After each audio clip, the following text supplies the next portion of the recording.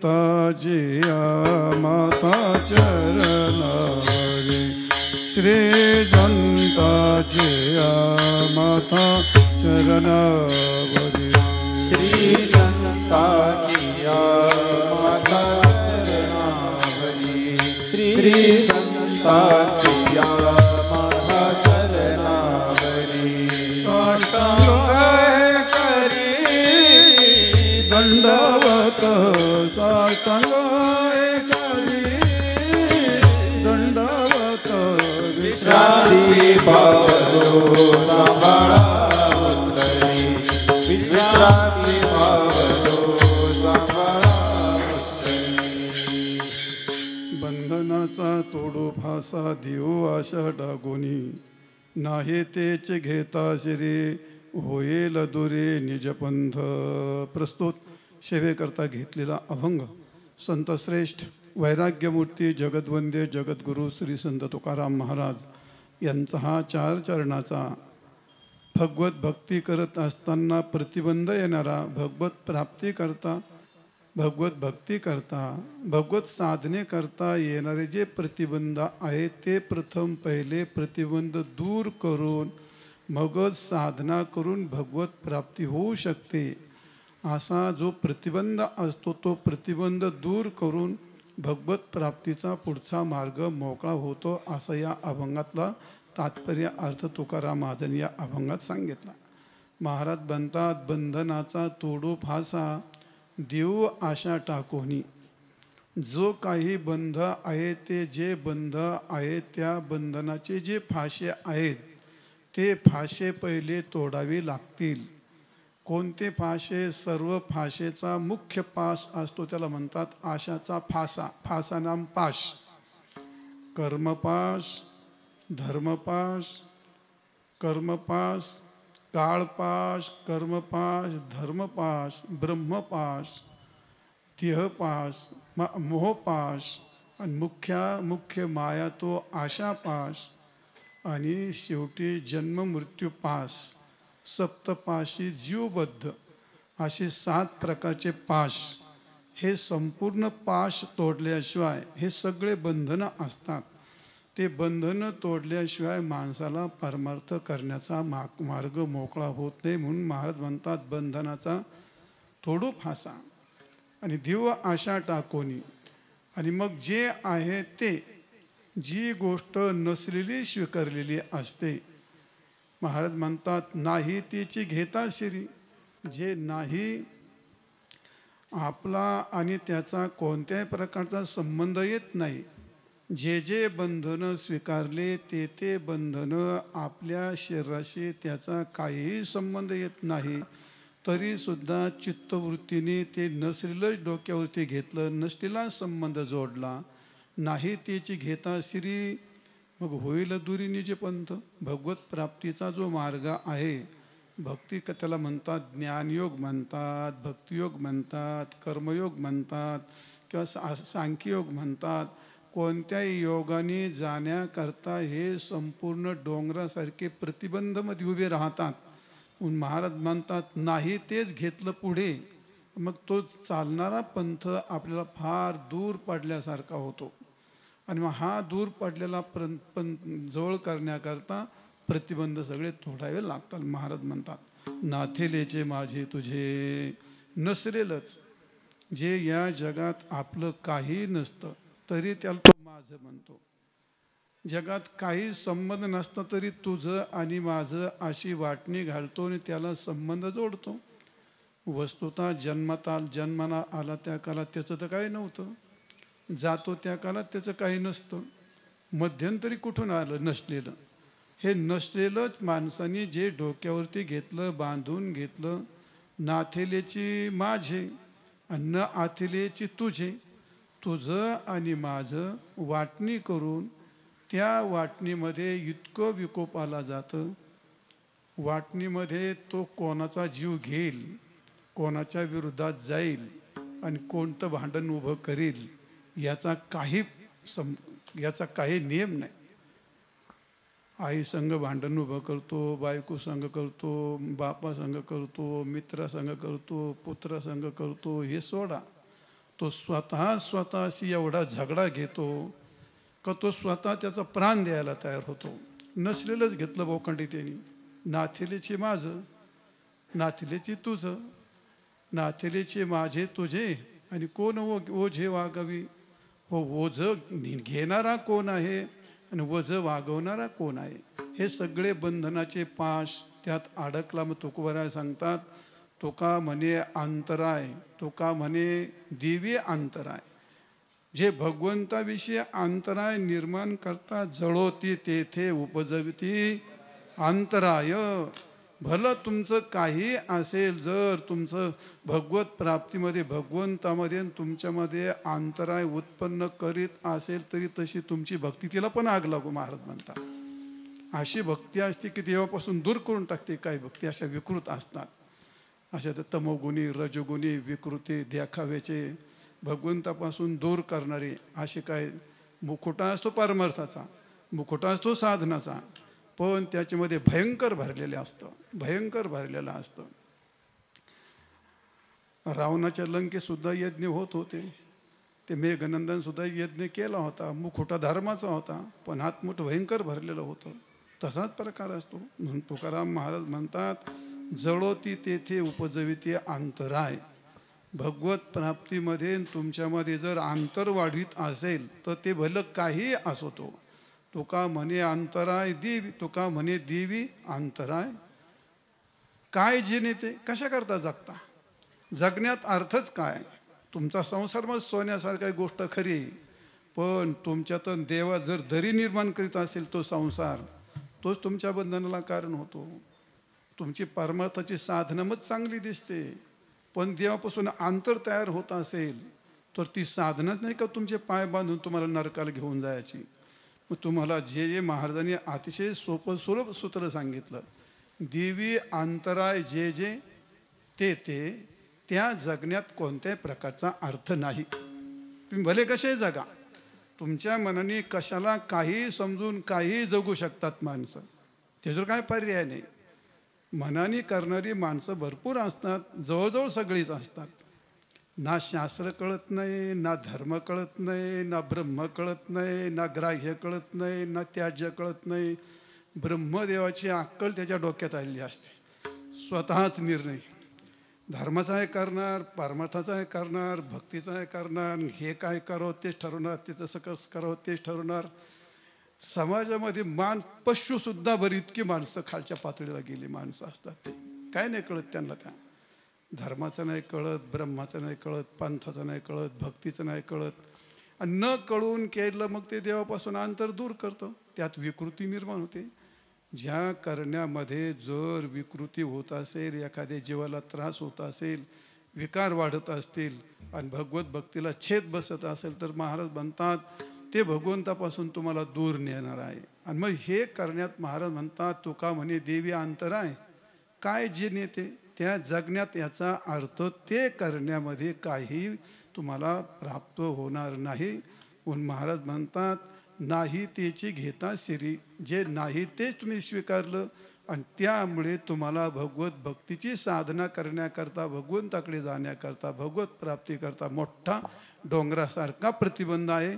तो पहिला प्रतिबंध दूर करा, असा अभंगाचा शब्दशः अर्थ सांगितला. विठाल विठाल विठ्ठला.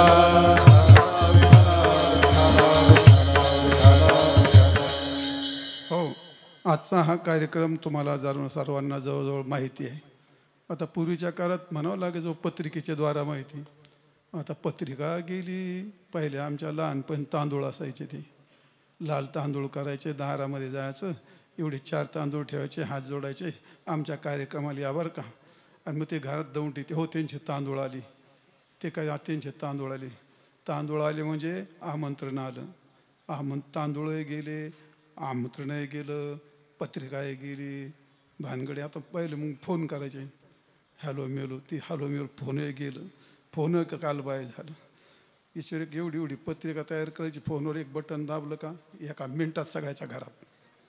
तो पाहतो का नाही हे माहीत नाही, दाबला का बस इथं त्याचं नरडं दाबलं का त्याच्या डोक्यात घुसला ते तिकडं. त्याला काय मेसेज का काय म्हणतात. आता तो मेसेज वाचितो तो त्या मग आता तुम्हाला मेसेजच्या द्वारे म्हणा, पत्रिकेच्या द्वारे म्हणा, मोबाईलच्या द्वारे म्हणा, तुम्हाला हा आजचा कार्यक्रम सर्वांना ज्ञात आहे. आमचे विद्यार्थी हरिभक्तपरायण संदीप महाराज गुंजाळ यांचे पितृचरण रावसाहेब यशवंत गुंजाळ यांचं हे प्रथम वर्ष श्राद्ध आहे. प्रथम पुण्यस्मरण म्हणा, वर्ष श्राद्ध म्हणा, पुण्यतिथी म्हणा, काही म्हटलं तरी अर्थ एकच आहे. आणि त्या वर्ष श्राद्धाच्या निमित्ताने हा आजचा कार्यक्रम आयोजित केला. ते आयोजित करणारे हरिभक्तपरायण संदीप रावसाहेब गुंजाळ, त्याप्रमाणे दिनकर रावसाहेब गुंजाळ आणि अनिता दीपक डेंगळे. डेंगळे आपला काय भार भार भार आला का तुम्ही? एवढा मोठा मावशीकडे बाजूला टाकला का तुम्ही? तिथं जागा माहिती ती तरी काय करते ना हे. बर बर चालेल. असा हा गुंजाळ परिवाराचा कार्यक्रम आहे आणि त्या निमित्ताने हा वर्ष श्राद्धाचा कार्यक्रम आहे. त्या निमित्ताने इकडं तुमच्याकडे येणं झालं. आता म्हातारा झालो. विद्यार्थी म्हणतात महाराज तुम्ही नाही आलं आम्हाला कोण आहे मग तुमच्याशिवाय? चला बरं, तुमच्याशिवाय कोण एवढं म्हणते ते खरंच म्हणते का काय खोटं म्हणते याचा काय अंदाज नाही. मला अजून नाही अंदाज आला. हे 12 वर्ष वागवली त्यांनी मला अजून अंदाजच येऊन नाही दिला. ते भडे बायका करून लेकरू घेऊन येतात. काय रे कोणी बायको तुम्हाला माहित नाही का? लग्न केलं माहित नाही. मग तुम्ही परत खवळले असते मग नाही सांगितलं. बरं केलं, चांगलं झालं. अरे पण लग्नाचीच आणली का दुसरी कोणती?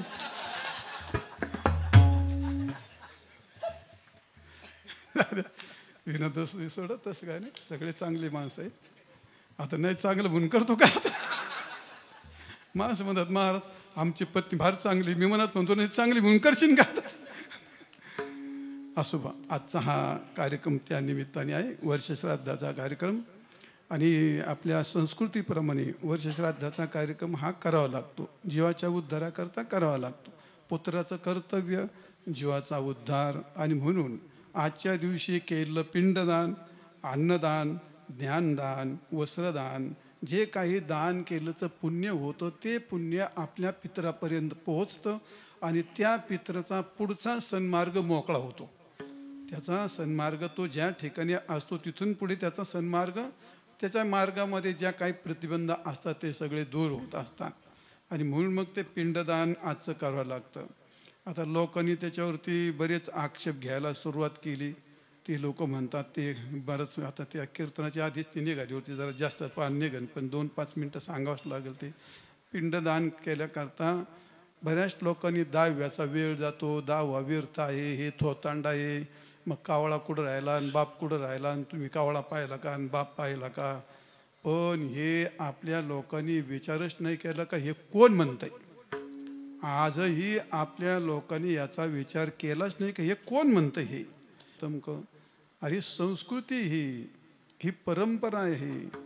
म्हणून मग त्यांचं असं म्हणणं आहे पिंडदान इथं दिलं, इथं पिंड ठेवलं आणि इथं अंगठ्याने पाणी सोडलं. मग अंगठ्याने पाणी सोडलं, तुमच्या बापाच्या तोंडात पाणी गेलं का? त्यांनी उदाहरण असं दिले नास्तिकांनी. अशी नदी होती आणि त्या नदीमध्ये झेरा खाणला, तो झेऱ्यातून पाणी उपसून टाकत होता. त्याला विचारलं काय काय करतो? तो म्हणला आपल्या ऊसाला पाणी देतो. तो म्हटलं तो ऊस कुठं आहे? तो म्हणलं इथून 4 किलोमीटर. त्याला काय गाढ हवे रे म्हणला, इथं वाळूत पाणी टाकतो, 4 किलोमीटर पाणी जातं का म्हणला. ते म्हणला इथून 4 किलोमीटर जर पाणी जात नाही तर हजारो किलोमीटर कुठं तुझा बाप, इथं 2 थेंब तुझ्या बापाच्या तोंडात कसे काय जातील? बरं आहे का नाही? त्याचं हे त्यांचे दृष्टांत असतात, पण त्याला त्याचं पुढचं माहीत नाही त्याला. ईश्वर सृष्टीतले कायदे मानवी बुद्धीच्या कक्षेत कधी येत नाहीत, ते फार दूर असतात. मानवी बुद्धीच्या कक्षेत येणारी जी गोष्ट असते ते ईश्वर सृष्टीच्या पलीकडची गोष्ट, काय म्हणतो म्हणजे संस्कृतीची गोष्ट असते. ती इतकी सोपी नाही. माणसाला सगळं कळतं, अरे विज्ञानाची किती प्रगती झाली. आम्ही त्याला असं म्हणतो का रे बाळाच्या आईने संध्याकाळी 4 चपात्या खाल्ल्या आणि पावशेर दूध खाल्लं, सकाळी मुलाला पाजते का नाही? तू पाहिजे का नाही? तू 4 चपात्या खाल्ल्या आणि 2 लिटर दूध खाल्लं, तू पाहिजे तो सकाळी पोराला? का नाही पाहिजेत? काहून नाही पाहिजेत? तू बैलाने घास गवत खाल्लं आणि गायने घास गवत खाल्लं. अरे एकाच कुलातले ते. गाय दूध देते आणि बैल का दूध देत नाही? बाईला दूध येतं आणि माणसाला काय येत नाही? हे का उत्तर तुमच्याकडे? आता ईश्वर सृष्टीतल्या काय आहे तो? ईश्वर सृष्टीतल्या घडामोडी मानवी बुद्धीच्या कक्षेत कशा येतील त्या गोष्टी? आणि म्हणून ते हे इथं थेंब दिले आणि तिथं थेंब दिले. अरे ही संस्कृती, शास्त्र आज्ञाज्ञापकत्वम शास्त्रस्य शास्त्रत्वम. जिथं माणसाला प्रत्यक्ष नसतं तिथं तुम्हाला काय श्रद्धया क्रियते तत् श्राद्धम. श्रद्धेने केले जातं त्याला श्राद्धा असं म्हणतात. म्हणजे त्याच्यावर नको सांगायला बरंच. आणि म्हणून पिंडदान करणं हे व्यासाने केलं, वशिष्ठाने केलं, रामाने केलं, कृष्णाने केलं, आपल्या साधू संतांनी केलं, परंपरेत आलं, परंपरा आली. ती इतके थोतंडे नाहीत ना. त्यांनी ग्रंथ लिहिली, त्यातली एक पंक्ती वाचून दाखव तू. ढगात गोळ्या मारायला काय बळ लागतं? येऊन दाखव. भागवताचा एक श्लोक वाचून दाखवतो. त्या अद्वैतसिद्धासारख्या ग्रंथाची एक पंक्ती वाचून दाखवतो मी. काय लय चिडी ती ह्या लोकांची. पण चल जाऊ द्या, काय आता आपलं पुढं जायचं आपली ती गोष्ट. पण सावध व्हा, अजून तरी सावध व्हा. अजून तरी मडके जागे करा. हे तुमच्यावर प्रहार करणारे कोण आहेत? हिंदू धर्माच्या 1000 वर्षापासून याचं खंडन चालू आहे. इंग्रजांनी येऊन काय केलं? यवनांनी येऊन काय केलं? इंग्रज घेऊन आता बसलेले, तुमच्या बोखंडी बसलेले कोण येतं आता? सांगू का तुम्हाला त्यांचे नाव? हे वामपंथी कोण आहेत रे? माओवादी कोण येते? कम्युनिस्ट कोण येते?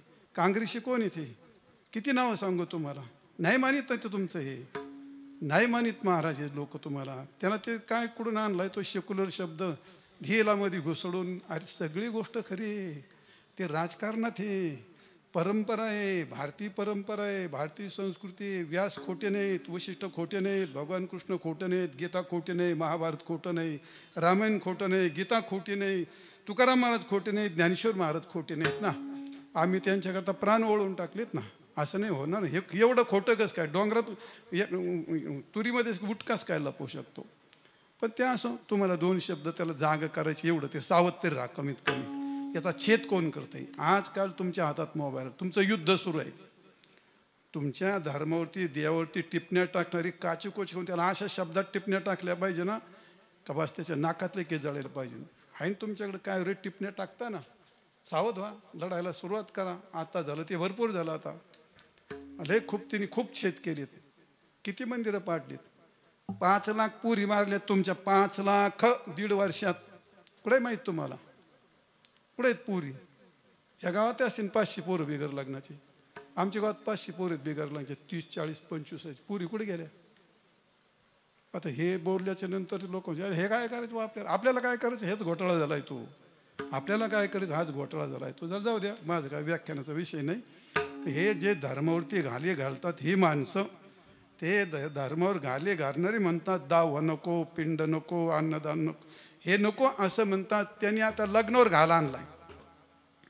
लग्नावर घाला आणलाय त्यांनी आता. माणसाने जमावचे खर्च नाही करायचा. अरे काही माणसं काही जनावर आहेत का काय? ते सोहळे कशाला सांगतात? लग्नाची गोष्ट अशी असते. सोहळ्यामध्ये पूर्वीच्या काळामध्ये गुरव आले, न्हावी आले, साडी आले, माळी आले, वाजंत्री आले, हे सगळं आलं. हे सगळं आलं मुलीला आशीर्वाद देण्याकरता. बापाच्या खिशातले 2 पैसे त्यांना द्यायचे असतात. वाजंत्र्यापासून, वाढणाऱ्यापासून, पाणी वाढणारे, गंध लावणारे, हे अक्षता देणारे, हे सगळे देणारे त्या मुलीला आशीर्वाद देण्याकरता आलेले असतात. आणि त्यांचा तो वाटा असतो. लोकांच्या जर छेद घातला घालून आता ते काय चला जाऊ द्या, संस्कृतीची गोष्ट ती. पण आपला या हिंदू धर्मातल्या संस्कृतीचा हा कार्यक्रम म्हणून आपण त्याला 16 संस्कार म्हणतो. ज्यात कर्मविधी असते, केशोपनविधी असते, अन्नप्राशन असतं, लग्नविधी असते, अंत्यविधी असते. तसाच हा एक विधी संस्कार असतो. आणि त्या जीवाला मुक्त होण्याकरता आणि पुत्राचं कर्तव्य होण्याकरता या ठिकाणी पितराचं श्राद्ध हे करावं लागतं. तसं वर्षाला करावं लागतं. म्हणून आपण पितरपाठात पितर जीव घालतो ना, तेच असतं ते. जाऊ द्या, संपवतो विषय. माझं कीर्तन राहिलं. 3 गोष्टी असतात प्रापंचिक माणसाला. त्याला ग्रामदैवत प्रसन्न ठेवावं लागतं, पितृदैवत प्रसन्न ठेवावं लागतं आणि कुलदैवत प्रसन्न ठेवावं लागतं. मग प्रपंचात आपत्ती येत नाही. आपत्ती रोगाच्या रूपाने येते, चोरीच्या रूपाने येते, अग्नीच्या रूपाने येते, कोर्टाच्या रूपाने येते, अपघाताच्या रूपाने येते. आपत्ती कोणत्याही रूपाने येते. आणि आपत्ती टाळण्याकरता तुम्हाला या 3 दैवतांना प्रसन्नच ठेवावं लागतं. भले तुम्ही माळकरी असली, पण तुमच्या गावात देवी असते ना, वर्षाचे ते नारळ चोळी खणतेचं ते करा. ते गावात दैवत आहे. ते एखाद्या गावात भैरुबा असतो. मग तुमचं भैरुबाचं काय असतं, ते काही वर्षातून एकदाच करायचं असतं. तसं त्याला ग्रामदैवत म्हणतात. कुलदैवत असतं, आपण ज्याचं भजन पूजन करतो ते आपलं काय कुलाचार असतो. काहींना देवी, काहींना खंडोबा, काहींना पिरुबा, काहींना भैरुबा. लोकांनी खंडोबाई वाटून घेतले. त्याच्यावर भांडण, हे आमचा खंडोबा, ते तुमचा खंडोबा. बरं वाटा मारा, पण करा काहीतरी. ग्रामदैवत, ग्रामदैवत, कुलदैवत आणि पितृदैवत, हे 3 दैवत वर्षातून तुम्हाला केलंच पाहिजे प्रपंच करण्याकरिता. मग त्या प्रपंचात आपत्त्या येत नाहीत. आणि म्हणून हे पितृदैवत प्रसन्न ठेवण्याकरता वर्षाचं केलं पाहिजे. दुसरा मुद्दा आहे. दुसरा मुद्दा काय आहे? व्यवहारामध्ये या व्यक्तीबद्दल आपल्या भावना प्रगट करण्याकरता माणसं एकत्र येतात. आता ही माणसं जेवायला थोडीच एकत्र येतात. त्या व्यक्तीबद्दलच्या भावना असतात. माणसं एकत्र येतात, अन्नदान होतं, विचार देतात घेतात, हसतात खेळतात. म्हणजे याचा अर्थ सामाजिक कार्य आहे. हे धार्मिक दृष्टीने, सामाजिक दृष्टीने आणि दुसरी गोष्ट अध्यात्मशास्त्राच्या दृष्टीने, ह्या तिन्ही गोष्टीने वर्ष श्राद्ध केलं पाहिजे. रंगून करा, आनंदाने करा. आपल्या पित्याच्या ऋणातून उतराई होण्याकरता, आईच्या ऋणातून उतराई होण्याकरता हे आपलं केलंच पाहिजे. आपल्याकरता त्याने जे केलं तेवढं तर आपण करीत नाही, तर किंचित त्यांच्या ऋणातून ऋण उतराई होण्याकरता हे असे कार्यक्रम केले पाहिजे. मला वाटतं भरपूर झालं. माझ्या कीर्तनाकडे ओढतो. विठाल विठा.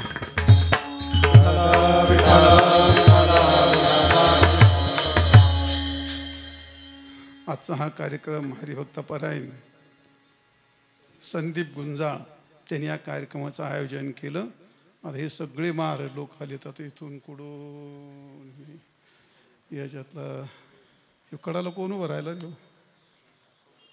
महाराजच आहेत का? मग 1 2 3 4 5 6 7 8 9 40 आहेत का? हा 50 आहेत. हे खालचा धरला का? याच्यात बिगर कीर्तन करा असते ना 1 2 नसते बहुतेक. नाही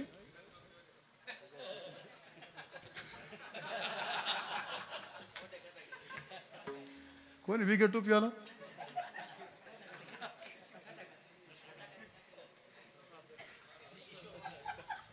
ईश्वर नाव ईश्वर म्हणजे त्यांना बंधन कशी झाली? पण जाऊ द्या. लोक हो, हे सगळे विद्यार्थी आहेत माझे, लोकाचे नाहीत. हे सगळे कथाकार आहेत. उत्तम प्रकारचे वाजवणारे आहेत, उत्तम प्रकारचे म्हणणारे आहेत. सगळ्यांचे विचारसागर, वृत्ती प्रभाकर, पंचदशी हे सगळे ग्रंथ झालेले आहेत. हे उत्तम प्रकारचे कीर्तनकार आहेत. सगळे कीर्तनकार आहेत. पण आता त्यांची एक पद्धत बरी. सगळे ते त्यांच्या कोणाच्या गुरुबंधूचा काही कार्यक्रम असला तर एकत्र येतात. लय येते किंवा 1000-500 येते, पण जवळ परिसरात तरी थोडेफार एकत्र येतात. त्याच्यापेक्षा पुढची गोष्ट मला बोलवतात. हे काय ते काय कमी का गोष्ट? मला बोलवतात. चांगलं आहे, खूप चांगलं आहे. पोरं खूप चांगले राहा. आत्तापर्यंत पोरांनी मला कधी खाली पायाला लावलेलं नाही. खूप आनंद आहे. माझे विद्यार्थी कधी लाचार नाहीत. कधी पॅन्ट घातली, कुठे हॉटेलात जेवला आणि कुठं इकडं इधर उधर केलं, ते याच्यातून फार एखादा असेल, नाही तर नसन बहुतेक. प्रत्येकाच्या अंगावर काठ्या मोडल्यात. बहुतेक सगळ्यांच्या अंगावर 1 नंबर हिमायकवरचा येऊ. काठी मोडीन तो रडायला. आम्ही दोघं रात्रभर रडत होतो. मी त्याच्या अंगाला हळद लावित होतो. लय डांबरट होता, लहान होता, पण खूप चांगले तयार झालेत. मला सगळ्यांचा खूप अभिमान आहे मला. कारण माझे विद्यार्थी विद्वान आहेत, लाचार नाहीत, सदाचारी आहेत. मी माझ्या हाताने त्यांचे लग्न करून दिले. इधर उधर नका करू. लग्न करा, काम करा, चांगलं घरी प्रपंच करा, आयला कार्यक्रम करा नाही तर परमार्थ करा. परमार्थाला बाधा येईल असं नाही करायचं. सगळे खूप चांगलं केलं आहे, परमार्थ चांगले टिकवलं आहे त्यांनी. आपल्या परिसरात खूप कार्यक्रम चांगले करतात. बरं आहे, तो असो भाग. तर त्यापैकीच आजचा एक आपले संदीप गुंजाळ, आता नाव तरी म्हातारपणी लक्षात राहत नाही. ते काही एक आहेत का काय राव, लय महाराष्ट्रभर भरले ते लक्षातही राहत नाही चेहरे नाव. पण असो तो भाग. आजचा हा कार्यक्रम, त्या कार्यक्रमाच्या निमित्ताने हा आजचा अभंग घेतला आहे. बंधनाचा तोडू भासा देव आशा टाकोनी. एक वाक्य सांगायचं राहिलं. गेल्या वर्षी माझ्या 75चा अमृतानुभव केला. लोक हो, मी माझ्या आयुष्यात कधी कोणत्या विद्यार्थ्याकडून रुपया घेतलेला नाही. माझ्या आश्रमाकरता मी कधी पावती फाडलेली नाही. मी विद्यार्थ्यांना सांगतो तुम्हाला अमृतानुभव काय अमृत महोत्सव साजरा करायचा. जर कोणाला पैसा मागितला तर तो अजिबात नाही करायचा. या प्रत्येक पोरांनी 75 लाख 1.25 लाख असे एकाने पैसे जमा केले आणि उत्तम प्रकारचा कार्यक्रम केला. आम्ही कधी कोणाला पैसा नाही मागितला आयुष्यात, नाही अजून पण नाही, कधीच नाही. आपला परमार्थ करायचा. आणि म्हणून खूप गाजेल असा वाजेल असा सगळ्या महाराष्ट्राला दृष्ट लागेल असा पोरांनी कार्यक्रम केला. खूप चांगला कार्यक्रम केला. त्याचा माझ्या आयुष्यात खूप मोठा एक अभिमान आहे. आणि म्हणून तो एक तुम्हाला सांगायचा होता, आलं तोंडात म्हणून सांगितला. बंधनाचा तोडू फासा देव आशा टाकोनी. नाही तेचे घेता शिरे होईल दुरी निज पंथ. या अभंगात महाराज म्हणतात, बंधनाचा फासा तोडू आणि आशा टाकून देऊ. का? भगवत प्राप्तीकरिता साधनेमध्ये प्रवेश करत असताना बंधनं ही भयंकर असतात. बंधनं काय असतात? बंधनं कोणी निर्माण केलेत? बंधनं कोणाला सोडावे लागतील? ज्यांनी बंधनं निर्माण केले त्यालाच बंधनं टाकावी लागतील. जे जे असतो बंध तो बंध अविद्याने अविद्या कार्य याला बंध म्हणतात. थोडक्यात शरीर आणि शरीर संबंधी सगळ्या गोष्टी या बंधनाच्याच असतात. त्यापैकी जे जे बंधनं निर्माण केलेत ते कोणी निर्माण केलेत? आपणच निर्माण केलेत. दुसऱ्याने केलेत का? नाही. त्यांनी ते बंधनं निर्माण केली आहेत. आणि ते बंधनं निर्माण ज्यांनी केलेत त्याला ते बंधनं सोडावी लागतात, तोडावी लागतात. याला सर्व संतांनी असं नामदेव महाराज म्हणतात या ठिकाणी असं आहे, धनदारा पुत्र जन बंधू धनदारा पुत्र जन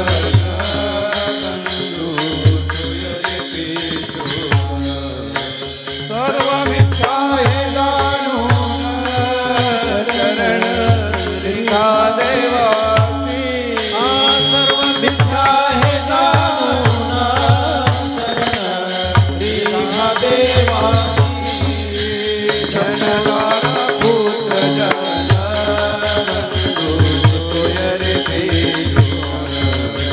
सर्व मिथ्या हे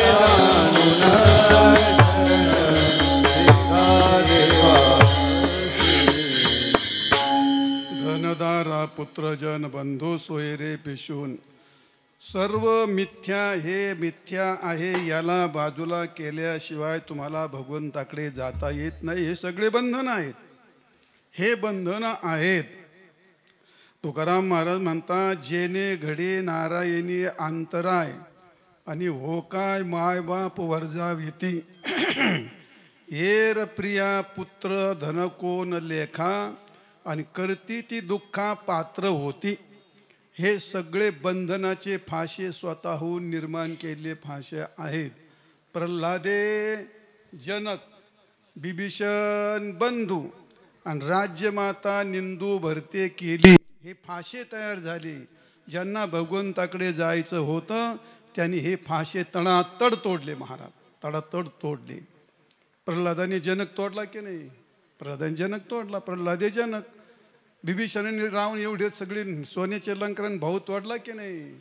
भरताने काय केलं? मातेला सुद्धा दूर केलं की नाही? कारण जेने घडे नारायणी अंतराय, नारायणाचा अंतराय ज्याने होतो, जेने घडे नारायण अंतरायण हो काय माय बाप वर्जाविती. भले कोणी असतील तुमचे, तुम्ही ते सगळे फाशे तयार केलेत. फाशे करणारे कोण? आपणच असतो. कोणी निर्माण केलं हे सगळं आपण निर्माण केलं असतं. आणि आपण निर्माण केलं हे सगळं स्वतःचा फासा आहे. स्वतः स्वतःचा शत्रू बनतो, स्वतः स्वतःचा पसारा उभा करतो आणि स्वतः त्याच्यामध्ये गुरफळण पडतो. कोसल्याने घर दृढपै केले. त्या मानकोजी बोधल्याचा एक वासुदेव आहे, तो कोसला नावाचा किडा असतो. ते स्वतः घर करतं, ते इतकं पक्कं घर करतं कुरडीन पण तुटत नाही. ते असं शेतकऱ्याला माहीत असेल ते असं त्या जाळीला घर असतं ते. पण ते असं असतं विणतं ते आतून घेतं, सगळं तोड भरून बंद करून घेतं आणि आतला कोंडून मरतं. ते असं तसलाच प्रकार आहे ते. आपण आपला बंध तयार केला. मग कोणी निर्माण केलं? ते स्वतः घात केला आहे, स्वतः निर्माण केलं आहे आणि स्वतः सगळं तयार केलं आहे ते. आणि मग स्वतः शत्रू होतो. भगवान गीतेत सांगतात, उद्धरेत आत्मनात्मानं नात्मानं वसादयेत. उद्धरेत आत्मना आत्मानं. तुमचा उद्धार करण्याकरता काही कोणाचाही उपयोग नाही. माणसं उद्धार करण्याच्या नावाखाली संपत्तीचा वापर करतायत. उद्धाराच्या नावाखाली काय म्हणतो सोंगढोंग उभे करतायत. उद्धाराच्या नावाखाली बायकोचा उपयोग, उद्धाराच्या नावाखाली पोराचा उपयोग, उद्धाराच्या नावाखाली सत्तेचा उपयोग. कोण कशाचा वापर करील? अरे मूर्खाओ, त्यांनी काय होत नाही. काय होतं त्यांनी काय होतं? ते तुम्हाला दूर घेऊन जाईल. ते उद्धरेत आत्मानं. परमार्थ वृत्तीच्या संबंधी असतो. देहाच्या संबंधी किल्ले उभून करणार काय तुम्ही? देहाच्या संबंधित उभं केलं त्याचा गुंताच तयार होत असतो, त्याचा गुंता तयार होत असतो. तो उद्धरेत आत्मानं याचा अर्थ अंत करणे वृत्तीने. आत्मानं स्वतःला उद्धरेत, नात्मानं वसादयेत. स्वतःचा नाश करू नये.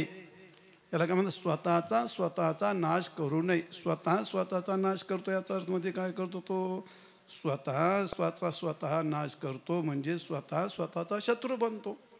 आणि काय करतो? जेवढे भोगात्मक पदार्थ आहेत त्या पदार्थात जाऊन ज्या कालात तो भोगतो आणि भगवंताला दूर करतो, त्या कालात तो स्वतः शत्रू होतो. तुकाराम कैसे पुत्रधारा कैसा मित्रो. झालो कैसे पुत्रधारा कैसा मित्रो. कासया घातला पसरू अहो जगद्गुरु तो कामने. राजे केले कर्म भ्रष्ट. सुखविली वाट परिवर्तन वर्ततानी विते. बहुया उदराते आम्हासी केले कर्म भ्रष्ट. सुखविली वाट करी वटवट. माझा मीच झालो शत्रू. कैचे पुत्र दारा कैचा मित्रू. याचा अर्थ हे पुत्र कोण आहेत, मित्र कोण आहेत? हे सगळे शत्रू आहेत. ते पण उभे कोणी केलेत? तूच केलेत ना. कैचे पुत्र दारा कैचा मित्र. पुत्र कैची, दारा कैचा, मित्र कैसा. 4 फाशी असतात. धन, दारा, पुत्र, मित्र याचा अर्थ जन याचा अर्थ प्रतिष्ठा. याला म्हणतात प्रतिष्ठा. जन याचा अर्थ असतं प्रतिष्ठा. बायको काय गावाने करून दिली काय तुम्हाला? का तुम्हाला ऊत आला होता? काय लगीन करतो, काय बाशिंग बांधतो, काय मिरतो, काय डीजे वाजवतो, काय बाबा बाबा बाबा बाबा काय लोकाला दाखवतो. कुठपर्यंत लय हसतो. मग त्या काय मनात मित्र म्हणते आजच्या दिवस हसून घे, महिनाभर हसून घे. का रे? तिथून पुढं सगळं तुला आयुष्यभर रडायचं आहे. आणि मग तो म्हणतो देवा पांडुरंगा कुठं दुर्बुद्धी आठवली, आता काय करू? आता काय नको करू, आता भोग आपल्या कर्माचे फळं भोग. आता तुम्हाला माहीत आहे का त्या बाजारामध्ये पोपट बसतो पोर होतो तो भविष्य सांगणारा माणूस. हा मग त्यात एक पोपट असतं ते पोपट. ते पोपटाला का ते काहीतरी तिची भाषा अशी त्याला शिकवलेली. ते बोलला का ते पोटातली मस्त असा डोलतो येतो, दार उघडतो तो गडी मस्त दार उघडला का बाहेर येतो असा मस्त नाचत नाचत इकडं तिकडं डुलत डुलत येतो, इकडं तिकडं पाहतो, त्यात पाकिटवर इकडं तिकडं फिरतो, त्यातलं एक पाकिट चुचीने उपसतो, पुन्हा इकडं तिकडं पाहतो मस्त आयटीत मला कोणी पाहतंय का. तो तर मोठा पोपटाला पण रोग येतो आपल्याला कोणी पाहतंय का. हा त्यात पाकिट टाकीकडं पुन्हा इकडं तिकडं चांगला डुलत डुलत नाचतो, गडी त्या घरात घुसतो, चुचीने दार लावून घेतो पोपट. असा काही पोपट आहे स्वतःहून जातो, जमवतो, लग्न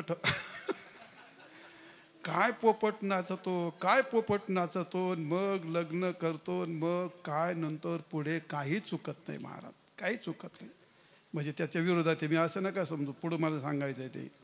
मग जसं तुम्हाला धन आहे, दारा आहे, पुत्र आहे, मित्र आहे, हे 4 बंधनं तर आपल्या डोक्यात आहेत. पत्नीच्या बाबतीत पत्नी काय आहे ती बाई, तुमची बायको होऊ शकते का कधी. हा बायको म्हणजे काय असते सांगा बरं, येईल का तुम्हाला सांग काय बायको.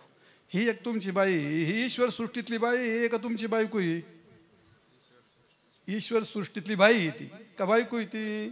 ते एकाच बाईला एक म्हणतो आई, एक म्हणते जाव, एक म्हणते सून, एक म्हणतो बायको, एक म्हणते सून. आता काही भलतेच नाते जोडलेत तिला. नाते तुम्ही जोडलेत का ईश्वर सृष्टीतले नाते आहेत ते. कोणी जोडलेत ते नाते. ईश्वर सृष्टीतले नाते आहेत का ते. ईश्वर सृष्टीतले एक बाई आहे ती आहे तशी बाई आहे. मग तुम्ही जे नाते जोडले तुकाराम महाराज म्हणतात ती अवदासा डोक्यात घेतली तुम्ही आणि त्याला बंध म्हणतात, त्याला तुम्ही माझी म्हणता. लग्न लावून आणलेली बायको कोणाची, कोणाला विचारू आता, नंदूला विचारतो पहिलं. लग्न लावून आणली बायको कोण, तुमची का लोकाची. हा माझी बायको. आणि जर बायको मेली तुमच्या डोळ्यासमोर यम घेऊन चालला, मग तुमची बायको होती ती यमाला कमून नेऊन दिली. नाही नाही महाराज आपलं काय ती यम बायको लोकाची. मग लोकाची बायको भडव्या घरात ठेवणार तू कोण रे चोर. मग आता पण अरे बायको कुठे आहे, बायको कुठे आहे. बायको तुम्ही तुमच्या डोक्यात केली निर्माण एक संकल्पना असते, त्याला काय म्हणतात, ईश कार्यं जीवभोग्यम जगद्वाभ्याम समन्विता पितृजन्या भर्तृभोग्या यथायुषित तथेशताम. ईश्वर सृष्टीतले सगळे पदार्थ व्यक्ती माणसं जसे आहेत तसेच आहेत. तुम्ही फालतूपणा केला त्याला. पैशाला हा पैसा माझा म्हणतो की नाही. काय तुमच्या बापाचं नाव आहे का त्याच्यावर. हा काय तुमचं त्यात पैशावर काय तुमचं नाव आहे का तुमचं त्याच्यावर. मग माझं म्हणायचं काय, काय माझं म्हणजे नेमकं काय. सकाळी कोण 5,000 घेतले खिशात घातले, कोण चिम्या गोम्या आला त्याला गेले 5,000 गेले. तुझे होते गेले ना, कुठे आहेत तुझे. मग ते जे पैशातून जीवन चालतं का तो व्यवहार आहे. व्यवहाराला संत शास्त्र विरोध नाही, तो व्यवहार आहे तो. त्याला तुम्ही ज्यावेळी माझं म्हणून पक्क गाठ देता आणि फासा तयार करता तुम्ही, ते तुम्हाला बंधनकारक आहे. ते आसक्ती, ते बंधन. तुकाराम महाराज म्हणतात पत्नी ही व्यवहार आहे, ते लागेल, ते जीवन आहे, ते उलट चांगलं आहे, टिकवलं पाहिजे, चांगलं आहे. पण तुम्ही तिच्यावरती ज्या कालामध्ये माझं म्हणून त्याला फासा मनानेच तयार केला, त्या पोपटासारखं मनने तिथं झाला आणि मननेच तयार करतो आणि मग ती गोष्ट तयार होत असते ती. आणि म्हणून पत्नी आपण मनाने उभा केला एक बंधनाचा फासा. धन हे मनानेच उभा केलेला एक काय फासा. धन दारान पुत्र मुलगा, धनाचा फासा, पत्नीचा फासा आणि मुलाचा फासा. आणि सगळ्यात वाईट फासा असतो त्याला म्हणतात जनफासा, त्याला म्हणतात मित्र फासा. काय मित्राची संकल्पना आमच्या शास्त्रात नाही. मित्र मित्र कोणी समशत्रूच मित्रेच अद्वेष्टा सर्वभूतानां मैत्र करुणे वच. पुढे मित्र करुणे. अरे पशु सुद्धा मित्र आहेत आपले. मित्र कसं काय असू शकतो. हा मित्र आहे, हा काय शत्रू आहे काय? नाही, सगळ्याशी मित्रभावाने वागा. शास्त्र सांगतंय, संत सगळे मित्रभावाने वागा. सगळ्याशी मित्रभावाने प्रश्न कुठे येतो? पण मित्रभाव याचा अर्थ जनातली असणारी प्रतिष्ठा. सगळ्यात वाईट गोष्ट म्हणजे माणसाच्या डोक्यातली प्रतिष्ठा. मोठेपणा करता काय काय करतो तो? निवडणुका कशा करता लढितो? बंगले कशा करता बांधतो? मोठी गाडी कशा करता घेतो? नवरान बायको झोपायला किती लागतं? एक खोली. हे 3 मजले कशाला बोखंडी बांधली ती? 3 मजले कशाला बांधली ती? काय हे? इथं तिथं तिथं बांधतो, इथं घेतो, तिथं प्लॉट घेतो, तिथं काय करतो? हे फाशे कशा करता निर्माण करतो तू? ही तरच नाही सांगत. जे माळकरी आहेत, जे परमार्थ आहेत, जे भक्त म्हणतात, त्यांच्याकरता विषय चाललाय हा. हे तर मोकाट सुटलेले जनावर आहेत, त्यांना कोण काय करणार ती? तिथं विषय सोडून द्या त्यांचा. आणि म्हणून माणसं प्रतिष्ठे करता काय काय करतात? काही करतात. बायकोपणा लावून प्रतिष्ठा जपतात, मुलगापणा लावून प्रतिष्ठा जपतात, धन खर्चून प्रतिष्ठा जपतात, प्राणपणाला लावून प्राण द्यायला तयार असतो, पण प्रतिष्ठा सोडायला तयार नाही. अरे महाराज लोकच बेचलले. महाराज लोकांनीच पार लायक्या सोडल्यात. इथं फोटो, तिथं फोटो, इथं पत्रिका, तिथं बोर्ड. काय बोर्ड? तुला रोग आला त्या बोर्डात घेऊन बसलास काय? खालचं बघ ग्राउंड. समोर तुझ्या बापाचं बारसं जेवलाय. बोर्ड वाचून कोणी कोणाला किंमत देत नाही. त्यांना 4 शिव्या देत असतात लोक, थुकतात त्याच्यावरती. माझ्या आयुष्यात कुठं कधी बोर्ड नाही. माझं काय, माझ्या आश्रमात पण माझा बोर्ड आहे कधी, माझ्या पत्रिकेवर कधी बोर्ड नाही. काय होतं त्यांनी? कशा करतात ती? प्रतिष्ठा अशी आहे माणसाला, ती नरकगामीच करवते. ऐका तुम्ही प्रतिष्ठेची गोष्ट सांगतो. माणूस प्राण देतो का प्रतिष्ठा सोडतो? बायको सोडतो का प्रतिष्ठा सोडतो? मुलगा सोडतो का प्रतिष्ठा सोडतो? धन सोडतो का प्रतिष्ठा सोडतो? जीव सोडतो का प्रतिष्ठा सोडतो? भयंकर ऐकायला हे पोरो, ऐकायला भयंकर हे. पण इतकं विष हे की माणसाचं जीवन संपवणार आहे, प्रापंचिक असा की पारमार्थिक असा. याच्या पायी मोठमोठे लग्न का करतो? वावर ऐकून लग्न का करतो? डीजे वाचून हे नाच काय? हे फक्त मला वाह वाह. पण तुझ्या बापाचं बारसं जेवले कोणी वाह म्हणत नाही तुम्हाला. ह्या संगमनेरला आमच्या पाहुण्याने लग्न केलं होतं एकदा. ते नाव नाही सांगत तुम्ही जवळचे असल्यामुळे.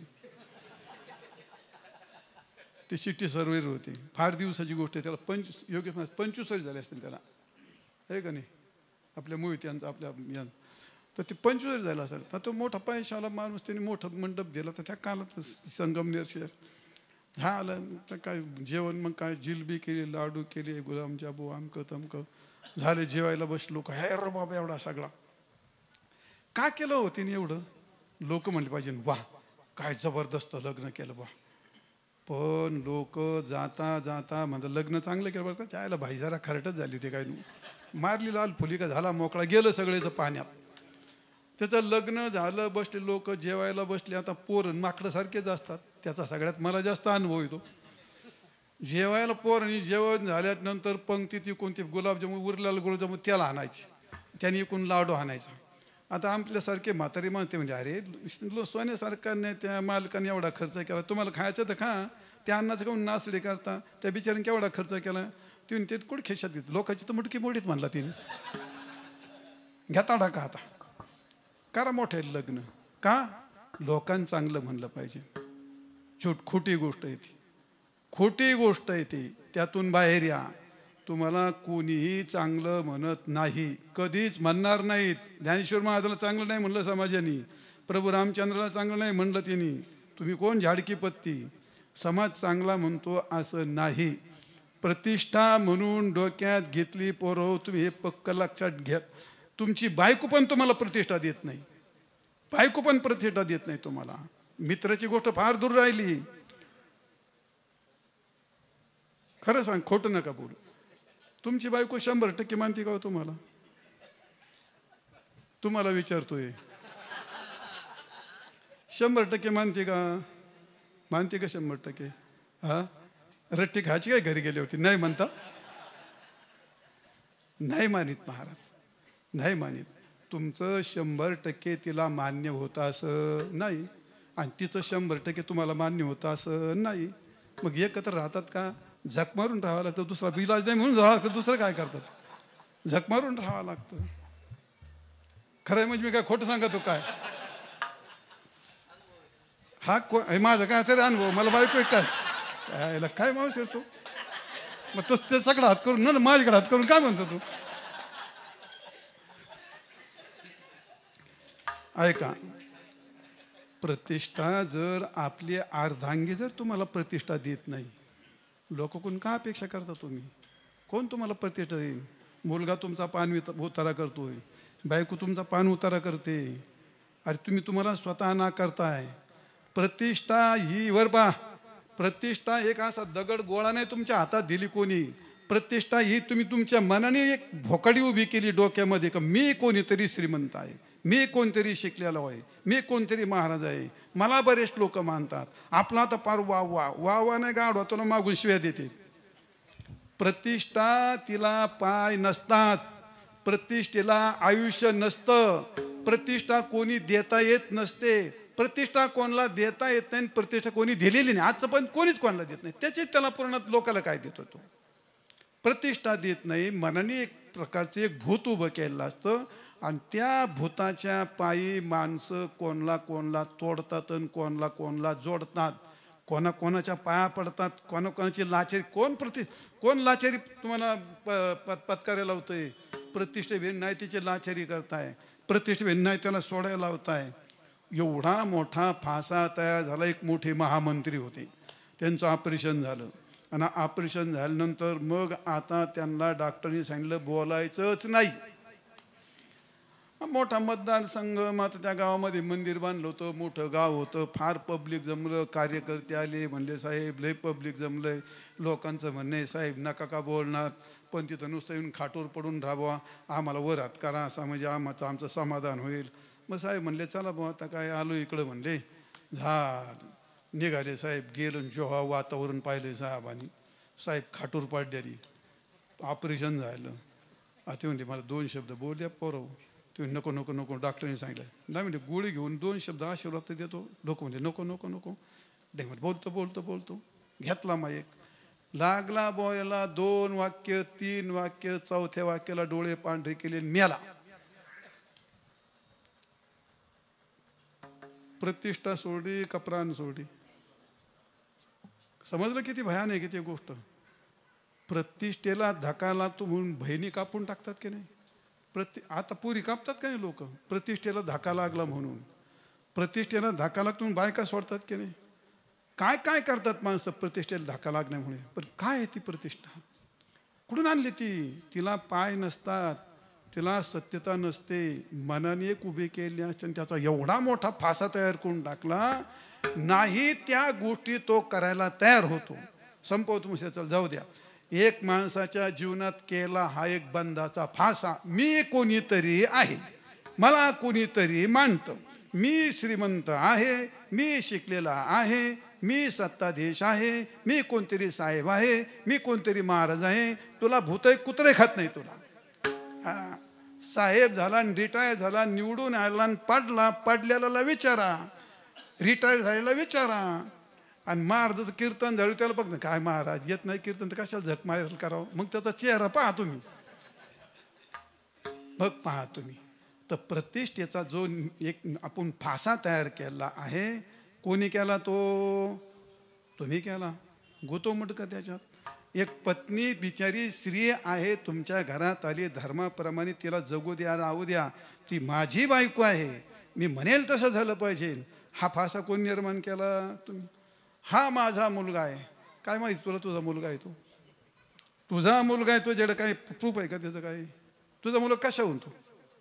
हा तुझा मुलगा आहे. कोण सांगेल ते? कोर्ट सांगतं का रे? मग तुमचा बाप सांगतो का? तुम्ही सांगता का? कोण सांगाल? फक्त तिची आई सांगू शकते हा मुलगा कोणाचा आहे तो. तुम्हाला काय माहिती ती गोष्ट? ती आई सांगू शकते. पण लावला ना ताबा तुम्ही, हा माझा मुलाचा प्रश्न आहे. मुलावर जो ताबा तयार केला, मनाने एक गोल जाळं तयार केलं, तो एक फासा केला. बायकोचा प्रश्न आहे, ही बायको माझी आहे, तो एक फासा तयार केला, तत मुंडकं गुतवलं. बायकोचा फासा, हा माझा पैसा, पैशाचा फासा, हे सगळे फासे निर्माण केले. मग तुकाराम महाराज म्हणतात या ठिकाणी अपनाघात कर, अपनाघात कर,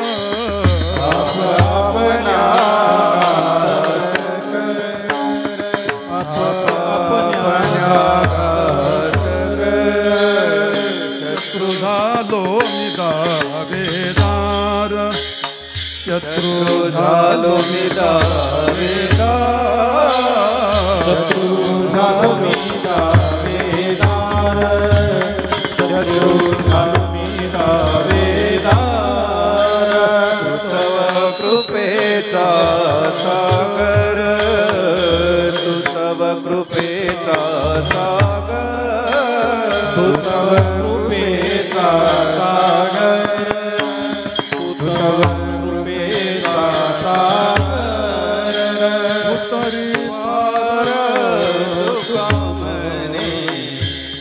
उतरी पार तुका म्हणे, ऐकिले गायले गीत, नाही ऐकिले गायले गीत, उतरी पार तुका म्हणे, उतरी पार तुका म्हणे, नाही ऐकिले गायले गीत, नाही ऐकिले गायले गीत. आपण्या घात कर, शत्रु झालो मी दावेदार, तू तव कृपेचा सागर, तरी पार तुका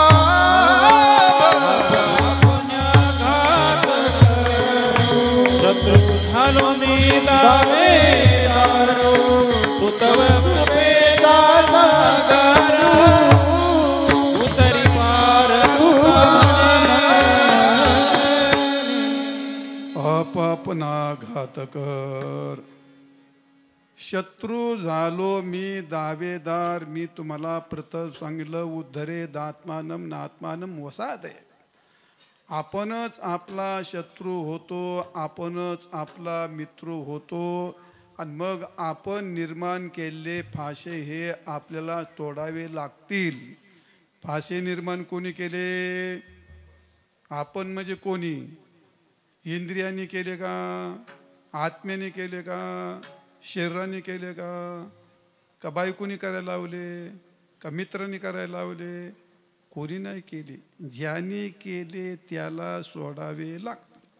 तुकाराम महाराज म्हणतात, आपुलेचे मन करे आपना बंधन, करे आपना बंधन, करे आपना बंधन, आपुलेचे मन करे आपना बंधन, करे आपना बंधन, करे आपना बंधन. हे आपुलेची मन करी आपना बंधन, करी आपना बंधन, करी आपना बंधन. आपुलेची मन करी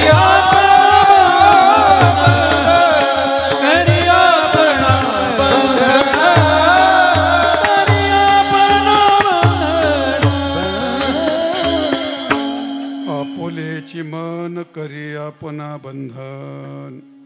तुकाराम महाराज म्हणतात, विश्वव्यापी माया तिने झाकोळले छाया, सत्य गेले भोळ्यावरील आविद्येची चाली थोरी. आविद्या ही शरीराच्या नाही वृत्तीच्या संबंधित राहते. तिनं भुरळ घातलं आणि मग आपुलेची मन करी आपणा बंधन. आपलंच मन आपल्याला बंधनात घालतं आणि मग त्या मनाने जे घेतलं त्या मनाचे फाशे मनाला सोडावे लागतील. तो ज्ञानेश्वर महाराज म्हणतात, रामकृष्ण नामी हे दोन्ही जाजिरी, हृदय मंदिरी स्मराकारे. आपुली आपण करा सोडवन, संसार बंधन तोडावे.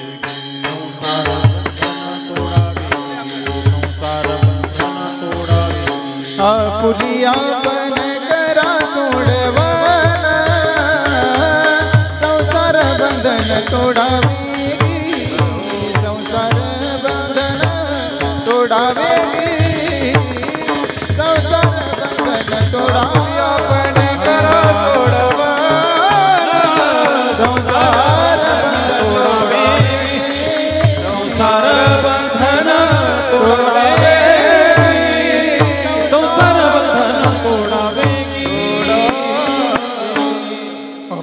आपण करा सोडवन संसार बंधन तोडावे गे.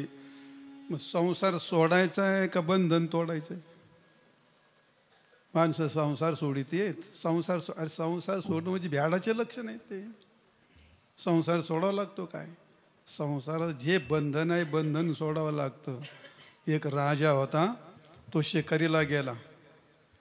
कधी संपवायचं मला सांगा रे. हा बर, किती वेळ मला सांगा. काही नाही म्हणलं अर्धा तास आहे. काय म्हणले वेळ संपली. काय म्हणलं तसं का नाही महाराज, चालू द्या. अरे महाराज का तुमचा गडी आहे का काय? इतके दिवस वापरलं भाडवी, आता तरी जरा मुक्त आणि श्वास घेऊ द्या मला. एक राजा, माझं जीवन सगळं असं पोरात गेलं, त्यामध्ये असं होतं ते माझ्या कृपा असं. चला काय होतं सांगत होतो. हा एक राजा होता. एक राजा होता, त्याला एक राणी होती, एक आवडती होती, एक नावडती होती. तो राजा शिकारीला गेला. ते सोड जाऊ द्या. राजा शिकारीला गेला, सैन्य घेऊन गेला. राजा बोलते ते वैभव सांगते, पण जंगल फार मोठं असल्यामुळे दिवस मावळाला सैन्य एका बाजू गेलं, राजा एका बाजूला गेला. इतस्तता झालं, राजाला रस्ता सापडेना. शेवटी राजाने एका झाडाला घोडा बांधला, तिथं मुक्काम केला. तर जाणार कुठं? भयंकर अंधार पडला, ढग आले, विजा चमकायला लागल्या. बिचारा झाडात झाडून बसला. सकाळी उठला, आता कुठेतरी रस्ता शोधायला लागला. त्या छोट्या रस्त्याने कुठेतरी शोधता शोधता महाराज त्याच्या दुर्दैवानी चोराची टोळी आली. आता राजाच्या अंगावर दागिने अलंकार कपडे घेतले त्यांनी हिसकून, सगळे कपडे काढून घेतले, सगळा घोडा घेतला, घोड्यावर बसले. होय, राजा बिगर वस्त्राचा, अगदी विवस्त्र राजा उघडा धडांग त्या अरण्यात उभा राहिला. राजा असून करतो काय? हा बसला एका जाळीत. त्याचं सुदैव असं, ती उभी नाही लागत इथं, त्याचं सुदैव असं, जेव्हा तिकून त्या रस्त्याने एक साधू महाराज त्यांचे शिष्य आले बरेच. आणि शिष्य आल्यानंतर ते जाळीत लपून बसला, अंगूर कपडा नाही. त्यांनी मग असं केलं ते. मग ते शिष्य म्हणले, महाराज इथं कोणतरी खाकर दे. अरे एवढ्या अरण्यात कशाचं कोण आलं? चल काहीतरी असं जाणार. नाही म्हणले, माणूस आहे कोणतरी. बरं बघ म्हणले. गेला पाहायला. तो राजा म्हणले, माझ्याकडे येऊ नको, माझ्या अंगावर कपडा नाही अजिबात, तू माझ्याकडे. माझी अशी परिस्थिती झाली. त्या शिष्याने सांगितलं, महाराज राजा आहे या देशाचा, त्याची अशी परिस्थिती झाली. साधूला दया आली, जवळची कपनी घेतली, त्याच्या अंगावर टाकली, त्यांनी कपनी लावली, बाहेर आला. म्हणले चल आता काय तुझ्याकडे काही नाही, आमच्याबरोबर चल म्हणले. साधू होई जर शिक, तुझी नगरी बिगरी मला नंतर करू काहीतरी म्हणले, महिना 15 दिवसांनी. चालला राजा भाऊ त्यांच्याबरोबर झाला. साधू बिचारा हरिहरी करीत चालला. संध्याकाळी गावात गेले, लवकर सांगायचे. गावात गेले, नेहमीप्रमाणे लोक जमले, जेवण झालं, प्रवचन सुरू झालं. रोज महाराजांचं प्रवचन व्हायचं नेहमी. आणि प्रवचन सुरू, सगळे बसले. राजा बसला प्रवचनाला. साधू महाराज म्हणले, हे बघा लोक हो, हे माझ्या पुढे जे बसलेले आहेत ना, हे सामान्य माणसं नाहीत, ह्यो राजा आहे. आणि याचं असं असं झालंय. आणि त्याच्या अंगूरची कपनी आहे ना, ती कपनी माझी म्हणले, मी त्याला कपनी दिली म्हणले. लोक म्हणले असं दिली, व चांगली गोष्ट झाली. प्रवचन झालं, झोपायला गेले. राजा आणि तो साधू शेजार म्हणले, महाराज सगळी गोष्ट खरी म्हणले, तुम्ही मला कपनी दिली, माझी उपकार केली, मला जेवण दिलं, सगळं झालं. पण एवढ्या प्रवचनात मी ही कपनी मी दिली हे म्हणायचं काय काम होतं का? हा चुकल्याकडे राहू म्हणले तेवढं. आता नाही, आता ते चुकलं म्हणले, आता जाऊ दे काय म्हणले, म्हणायलाच नाही पाहिजे. दुसऱ्या दिवशी चालले. दुसरी संध्याकाळी लोक जमले, जेवण झालं, संध्याकाळी प्रवचन सुरू झालं. राजा पुढं बसला, साधून प्रवचन सुरू केलं. आता राजाला त्याच्या पुन्हा कपनीचं काढितो का काय काय नु. राजाच्या डोक्यात सगळं घालमेल झाली. साधू म्हणला, हे लोक बघा, माझ्या पुढे राजा बसलाय म्हणे, आणि या राजाच्या अंगावरची जी कपनी ना, ती कपनी त्याचीच आहे, कपनी माझी नाहीच म्हणला. झालं प्रवचन झालं. राजा म्हणला, महाराज काल म्हणले कपनी माझी आहे, आज म्हणतात कपनी माझी नाही, म्हणजे तुम्ही कपनी काय सोडायला तयार नाही. आयल म्हणले, चुकलंच राव म्हणले माझं. तिसऱ्या दिवशी प्रवचन सुरू झालं, लोक जमले. साधू म्हणला, महाराज हे बघा लोक आहे काय, माझ्या पुढे बस राजा बसला. राजा बसलाय, त्या राजाच्या अंगावरची कपनी, त्या कपनीचा माझा काही संबंध नाही. तो राजा उठून उभा राहिला. अरे म्हणला कपनी माझी म्हणतो, नाही म्हणतो, काही पण तुझ्या डोक्यातली कपनी जात नाही, याला मी काय करू म्हणला. आता त्याची कपनी त्याच्या अंगावर होती, पण त्याची कपनी, ती कपनी कोणाची होती? राजा त्या साधूची. आणि अंगावर कोणाची होती? पण डोक्यात कोणाच्या होती? पण डोक्यातली कपनी त्रास देते का बायाची कपनी त्रास देते? पंढरपूरला गेलं, मित्रांनी नेलं बळजबरीने. बायकोनी नका जाऊ, म्हैस घ्यायला झाली, रानात वसते. ह्याला जाऊन लगेच संध्याकाळी येतो म्हणलं. त्या सारखा जीव धाकधूक धाकधूक धाकधूक धाकधूक गेला. पांडुरंगा दर्शनाला. पांडुरंग कुठं दिसतोय? म्हैसच तिथे डोळे पडी, 2 शिंग, शेपूट काळी, एवढी काशी यायला झाली. खाली वाकलाय. मग तुम्ही दुसराच अर्थ घेतला. काय पोट सध्या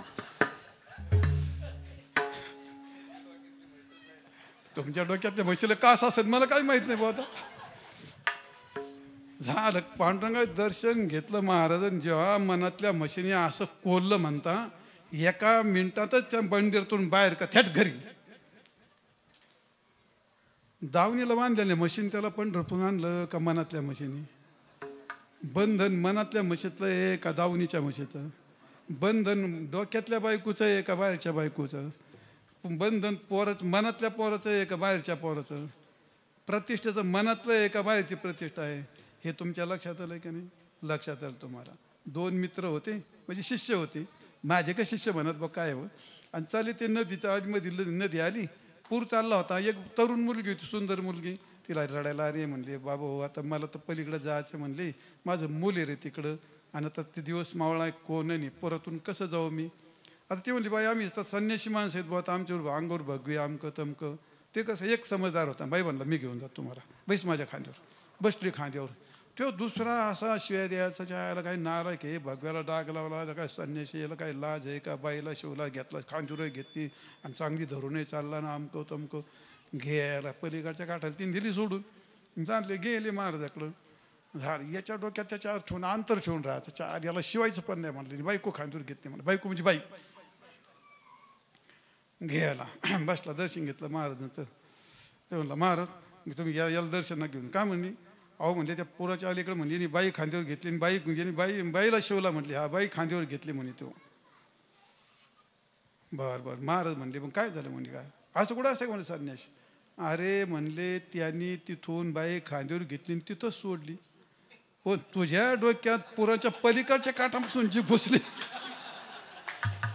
पुरातही तुझ्या डोक्यात कोण? बाई. काठावर आली तुझ्या डोक्यात बाई. त्यांनी तिथंच सोडली. तू तिथून धरून आणली, माझ्या येऊन जाऊन सोडली. तुझ्या डोक्यात का बाई घेत आणली ती? अरे बंधन कोणाचं आहे? बंधन कोणाचं आहे? आपुलेची मन करी आपणा बंधन. ज्ञानेश्वर महाराज म्हणतात आपुले आपण करा सोडवण. बंधन जे आहे ते बंधन ओळखले पाहिजे, आणि बंधन मनातले सोडले पाहिजे. मग त्याला म्हणतात बंधनाचा तोडू फासा. देव आशा टाकुनी विठाल विठाल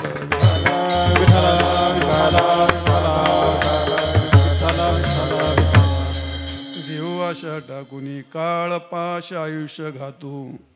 कर्मपाश अनैश्वर्यवंतू. धर्मपाश आश्रमगतो. वेद विधितार्थ ब्रह्मपाश. देह ममता तो मोहपाश. मुख्य माया तो आशापाश. कनककांत जन्मपाश. आणि सप्तपाशी जीवबद्ध. 7 पाशांनी जीवाला बांधलेलं असतं. त्यात सगळ्यात मुख्य पाश असतो तो आशापाश. आशिया ये दासा ते दासा सर्व लोका. आशा येशान दासी तेशान दासई ते लोक. हा जो आशेचा दास झाला तो सगळ्या जगाचा दास होतो. आणि आशा ज्याची दासी झाली त्याचं सगळं जग दास्यत्व करत असतं. आणि म्हणून तुकाराम म्हणतात आशेचे बांधले. तुका म्हणे आशाबद्ध जन. काय झाले नारायण? आशा ही भयंकर. आशा ही समूळ खणून काढावी. आणि म्हणून पहिली गोष्ट आशा ही माणसाला काय करायला लावेल याचा काही भरोसा नाही महाराज. हे भयंकर असतं आशेची गोष्ट. एक मंदिरात गेलं, आणि मंदिरात गेल्यानंतर ते लोक प्रसाद वाटीत होते. झालं याला प्रसाद खायचा, सगळ्याला लुटून लाटून हो मला द्या मला द्या मला द्या. आता ते घेरा त्याने तो लाडू घेतला. मग ते खावा कनी तो असा हे हातात ठेवला. ह्या हातात ठेवलं, दुसऱ्याची आशा नाही म्हणलं, मला ते अजून मी नाही घेतला, आणि केला हात माग. तो हात संपला, तो म्हणला संपला म्हणलं, मागचं कुत्र्याने घेतला खाऊन. पुढचा गेला आणि मागचा गेला. आशेचे बांधले आणि तुका म्हणे वाया गेले. असं एक करंट जेवायला बसलं, आषाढभूत म्हणून जेवायला गेलं आशेने तिथं बसलं. त्या पंक्तीच्या काळाला बसलं, बुंदी वाढीत तिथं आलं, तिथंच बुंदी संपली.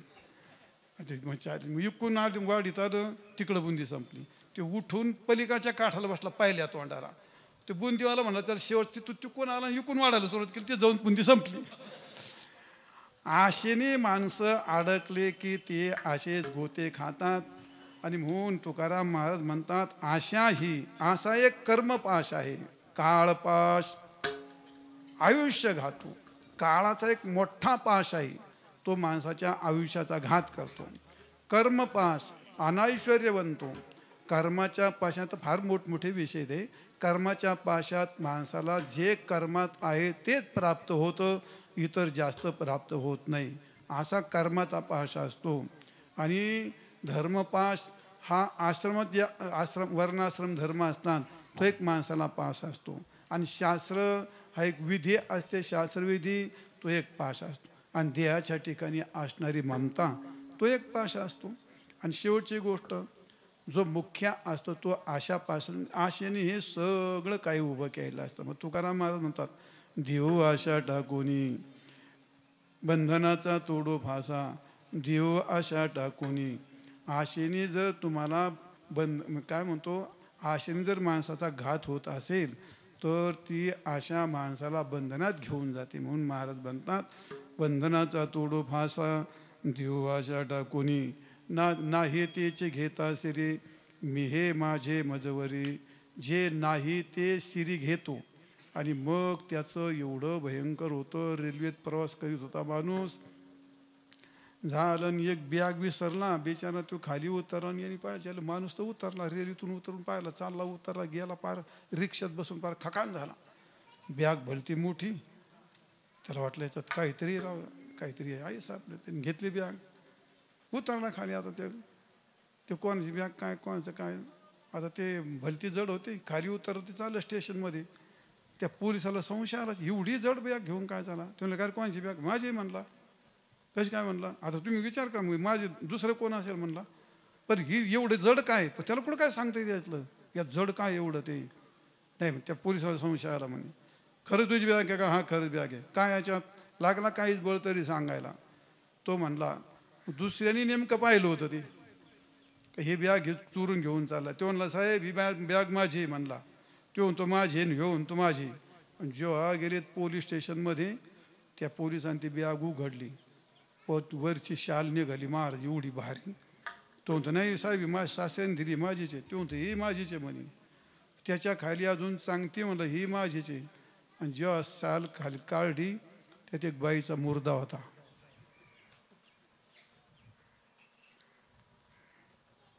तो म्हणला तुझा आहे का, तो म्हणला आपलं नाही म्हणला.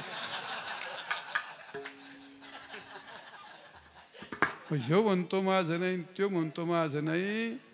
पण आता त्यांच्या बापाला चुकणार नाही. त्यांनी किती नाही म्हणलं, पोलिसांनी उचलले, बेड्या घातल्या, जेलमध्ये टाकले, अजून नाही सुटले. हे नाही त्याची घेता सिरी. ज्ञानेश्वर महाराज म्हणतात, पुढीलाचे ओझे आपला माथा घेजे.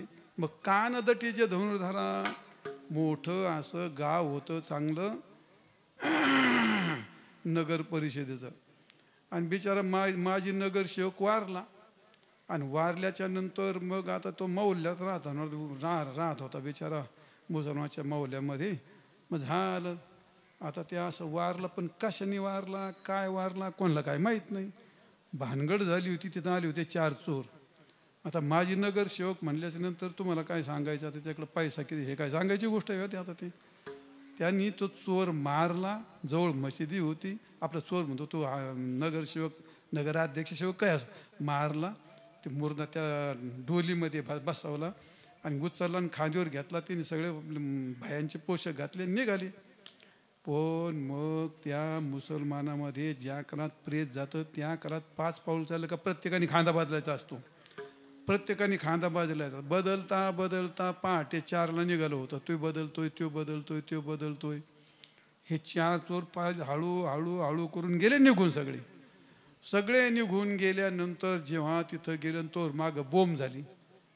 नगरसेवक गेले, कापले, अमकं तमकं झाले. मग नंतर मौल्यामध्ये मुसलमानाची वारलं कोण, कुठं तिथं पार स्मशानात गेलं, कुठं काय अंदाज पाहत. मग जेव्हा आतमध्ये काढून पाहिलं तर हे बाबासाहेब निघाले आतमध्ये. पण सगळे गेले, पण शेवटचे 4 खांदकरी अडकले ना त्याच्यामध्ये. घेणं नाही. तुम्ही असं तर काय, तुम्ही त्यातलेच आहेत ना. हे सगळे बाबासाहेब पण अडकले ना याच्यामध्ये. मग हे 4 खांदेकरी हेच आहे. पत्नीचा फासा, पुत्राचा फासा, धनाचा फासा आणि लोकाचा फासा आपणच निर्माण केले. न आथेलेची माझे आणि तुझे. पहिला संपवतो, नका जांभळ्या देऊ. माझे आणि तुझे काहीही नव्हतं. वर खाली पाहून नसतं कीर्तन करत. मुलगी ती लग्न होण्याच्या पूर्वी ती बाई होती का नाही? तुम्ही चांगल्यापैकी माणूस होते का नाही? काही समस्या होत्या का? काही समस्या नव्हत्या बघा, काही समस्या नव्हती. जेव्हा दोन एकत्र आले, लग्न झालं आणि अशा समस्या उभ्या केल्या. नसलेल्या केल्या का असलेल्या केल्या? पहिल्या होत्या काही. दोन एकत्र आले काय सुरू केलं? समस्या सुरू केल्या. मग याचा अर्थ काय? फक्त सकाळपासून संध्याकाळपर्यंत आणि जन्मल्यापासून मरेपर्यंत एकच समस्या सोडवणे. आणि कोणत्या? नसलेल्या समस्या सोडवणे म्हणजे त्याला म्हणतात प्रपंच. काही समस्या म्हणजे जीवनच आहे. एक सोडली का दुसरी, एक सोड, पण नसलेच उभे केलेत ना त्या. हे नाही त्याची घेता शिरी. आणि मग होईल दुरीनेचे पण ते नाथेलेचे माझे तुझे कोण ओझे वागवे. तुकाराम महाराज म्हणता जाऊ द्या. हा सगळा हा आपल्याला प्रतिबंध निर्माण केला तो आपण केला. आता खूप मोठं चिंतन असतं. एवढ्या थोड्या वेळात सांगायला नाही होत. आता वेळ संपली माझी. पुढं अजून बरंच काय असेल. नको आपल्यामुळे कोणाला अडचण नको. मला ती फार भीती वाटते. घड्याळाची भीती वाटते. माझ्यामुळे कोणाला अडचणीत नको बिचारा कोणा. तर असं महाराज म्हणतात हे जे सगळे बंधनं आहेत, हे बंधनं ते माकडं असतात. माकड धरणारी माणसं असतात. ते माकड धरणारी माणसं एवढे बारीक गळ्याच्या घागरी असतात आणि त्या घागरी भरून ठेवतात. ती माकडं गेली की त्यात मुठ्ठी घालतात, असं पक्के धरतात. मोकळीच असतात ती. पण ज्या कालामध्ये ती माकड पक्के धरले का ते सोडितच नाही. ते पण लोक येतात त्यांना पकडतात. मूठ सोडी का ते मोकळंच असतं. पोपटाची गोष्ट, नळीवर बसला आणि फिरला, मोकळ्या पायाचा चवडा गोव्या देखील पोपट मोकळाच असतो. ते माकड मोकळंच असतं. माकड मुठीशी धरले फुटाने, गुंतले तेने हात होते. काय तो त्याचा लेखावा अन्याय. म्हणजे त्याला काहीही बंधन नसतं. मुक्त होता परी बळे झाला बद्ध. आणि घेऊन या छंद बस. तुम्ही याला माझं म्हणून जे नातं जोडलं त्याला बंध म्हणतात. प्रपंचासारखा ठेवा. बायकोच्या जागेवर बायको ठेवा. पोराच्या जागेवर पोरगा ठेवा. धनाच्या जागेवर धन ठेवा. याचा माझा काही संबंध नाही. माझं हे कर्तव्य म्हणून मला हे वापरायचं आहे आणि माझं कर्तव्य मला हे निभायचं आहे. पण याच्यावर माझी मालकी आहे. ही ईश्वर सृष्टीतली बाई आहे, त्याच्यावर माझी मालकी आहे. हे ईश्वर सृष्टीतला मूल आहे, हे माझी मालकी आहे. तुम्ही त्याच्यावर मालकी लावणं म्हणजे बंधन तयार करणं, आपलाच बंध तयार करणं. मग महाराज म्हणतात तो बंध तुम्हाला देवापासून इतक्या लांब नेतो का? देवाचं वास्तव्य मनातच असतं. परमार्थ मनानेच करावं लागतो. तीही सगळी जागा साठवणीची रुंदले जागी. हे जर सगळं त्या वृत्तीत गज भरले घाण, देव कुठं राहील? महाराज म्हणतात तुका म्हणे देवी अंतर आहे. देवाला अंतर आहे कोणी केला? हे मनात सगळं. अरे एका म्याने तलवार पहिली घातली, ते दुसरं कसं काय माहिल त्याच्यात? तसं मनामध्ये सगळं हे सगळं जाळं तयार झालं. आणि मग तुकाराम महाराज म्हणले देव घ्या कोणी आयता आला घर पोचून येईन. तू लोक काय म्हणले? देव नलगे साठवणीची जागाच नाही. साठवणीची रुंधले जागे. तुका म्हणे अंतर आहे. देवी अंतर आहे. मग काय जिने किती आपण जगलं तर त्याचा काही उपयोग होत नाही. प्रपंच करता करता जसा तो कणाकणाने क्षणाक्षणाने जसं कणाकणाने प्रपंच करतो, क्षणाक्षणाने विद्या जोडतो, तसा प्रपंच करता करता क्षणाक्षणाने परमार्थ जोडावाच लागतो. आणि परमार्थ जोडणं तेव्हा तो प्रपंच सोन्याचा होतो. तर ते जीवन खरं आहे. जगण्यात परमार्थ जोडला, प्रपंचात परमार्थ जोडला तर तो प्रपंच सुद्धा परमार्थ होतो. जीवनात जर त्यांनी परमार्थ जोडीत गेला तर ते जीवन जगणं त्याचं धन्य आहे. महाराज म्हणतात, तुका म्हणे जिने आणि तुका म्हणे भले, तुका म्हणे जिने भले संत संघटन. ते जीवन संत आणि भगवंताच्या संगतीत भलं असतं असो. आणि म्हणून आपलं निर्माण केलेलं बंधन आपल्याला सोडायचं आहे. फक्त काय लय किरकोळ गोष्ट, हे माझं नाही, हे सगळं भगवंताचं आहे. करशी देवाविनाश अवघी होईल निराश, तृष्णा वाढविशी बहुसन कधी सुखास न पोहसी, असो तो भाग. आणि म्हणून आपण आपलं बंधन केलं, ते बंधन सोडावं. संतांचा परमार्थ, भगवंताचं नामस्मरण, साधना, कीर्तन, भजन हे सगळे त्याच्याच करता आहेत. शुद्ध मनाने परमार्थ करावं. मनात कशाचा संबंध न ठेवता मनात भगवंताचा संबंध ठेवावं. वृत्तीशी भगवंताचा संबंध ठेवला ते आपोआप बाहेर जातं. कर्तव्यापासून दूर जाऊ नये. जे तुमच्या वाट्याला कर्म आला ते कर्म तुमचा धर्म असतो. धर्माकरता काही थोतांड बितांड करू नका, तो अधर्म तयार होत असतो. तुझ्या वाट्याला शेती आली ना, यथोचित शेती करणं. अर्जुनाने युद्ध केलं, ते माणसं मारून सुद्धा तो धर्म झाला. मी संन्यास आहे, मी ज्ञानेश्वरी वाचेल, लोकांना तत्वज्ञान सांगेल, तो ब्रह्मचारी धर्म घोकावी अक्षरी, तो माझा धर्म आहे. पण आश्रम विचार षटकर्म, अर्जुनाने युद्ध करून ते त्याचं कर्म, त्याचा धर्म झाला. शेती आली तुझ्याकडे, शेती यथोचित करणं जे तुझं कर्म, तोच तुमचा धर्म असतो. जो व्यवसाय करतो, उत्तम प्रकारचा व्यवसाय करणं, तो व्यवसाय तोच त्याचं कर्म, तेच त्याचं धर्म असतं. आणि एखादा नोकरी करतो, नको घेऊ टॅबला खालून टॅबला कुठं घेऊन जातो उरूर बांधून, फुटून भाडूया मागून पुढून, कशाला काय काय काय करतो, कशाला गोळा करतो.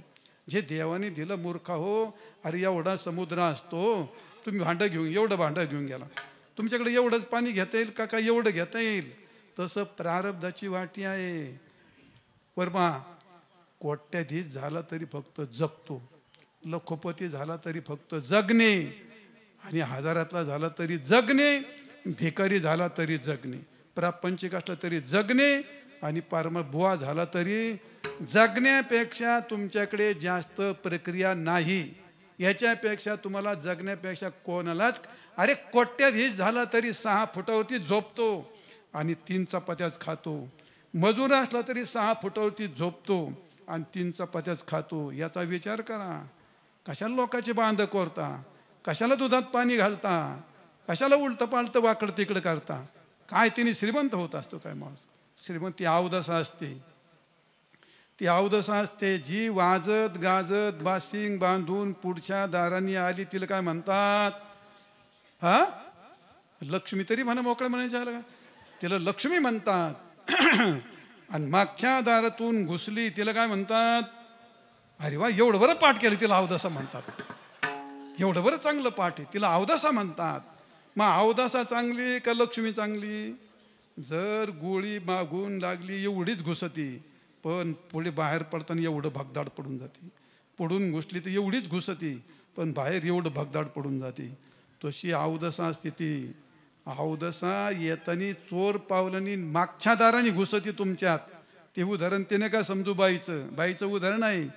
मग ज्या कालामध्ये तुम्ही विमार्गाची संपत्ती ही अवदसा असते, ती आली घरात समाधान लाभून देत नाही. तुला उताड काय आलंय बंगला बांधायला. तुझ्या देवानी दैवानी तुला जर पात्र राह आनंदात. अरे आनंद वस्तूत नसतो, आनंद व्यक्तीत नसतो, आनंद कशातच नसतो. आनंद मान्यावर आणि मनावरती असतो. झोपडीत सुद्धा अरे आम्हाला काय आहे, आम्ही भीक मागून खातो, भिक्षा मागून, आम्ही खूप साधा. तुका म्हणे आम्हा एकांताचा वास आणि ब्रह्म शिव सदा. 2 सूत्र. आपल्यापासून कोणाला दुःख होऊ नये एवढा पंत्र, मुंगेला पंत्र असू नये, बायकोला तर होऊच नाही. ते पहिलं सूत्र. दुसरी गोष्ट, चुकून कधी कोणाचं फुकटचं घ्यायचं नाही. हक्काचं सोडू नये, फुकटचं घेऊ नये. यालाच म्हणतात परमार्थ प्रपंच जीवन. तुम्ही कोणाचंही घेतलं तर तुम्हाला आज नाही उद्या द्यावंच लागेल. काय घेता आरामाचं, कष्ट करा. आणि तुम्ही कोणाचंही घेतलं तर तुम्हाला तलावाचं उदाहरण पक्क लक्षात ठेवायचं. काय लक्षात ठेवायचं? आपण किती पाणी गोळा केलं तर आपलं मडकं एवढंच आहे, एवढंच भरून येणार आहे. लोकांचं घेतलं काय ना आपलं कोणाचंही घेतलं तर तुम्हाला जेवढं मिळायचं तेवढंच भोगायला तेवढंच मिळेल. किती गोळा करा मुंगळ्यासारखं, काय फरक नाही पडायचा तो. आणि म्हणून ते नको. यथोचित करा, सत्यतेने करा, भगवंताची सेवा म्हणून करा आणि जे मिळेल त्यात समाधानी राहा. कर्मण्यवाधिकारस्ते मा फलेषु कदाचन. ह्या काळात तुम्हाला करायचं तेवढी तुमची लायकी असते. फल काय मिळेल ते तुम्ही ठरवत नाहीत.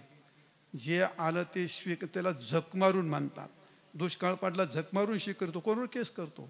खूप पाऊस काय काय करतो, काय एखादी आपत्ती करतो, काय काय तुझी सत्ता काय बोंब मारती, पैसा काय करेल तुझा, शक्ती काय करेल तुझी. आलं ते स्वीकारावं लागतं. का ते मग आमकं तमकं केलं. अरे पण जे आलं ते घ्यायचं आहे तुला.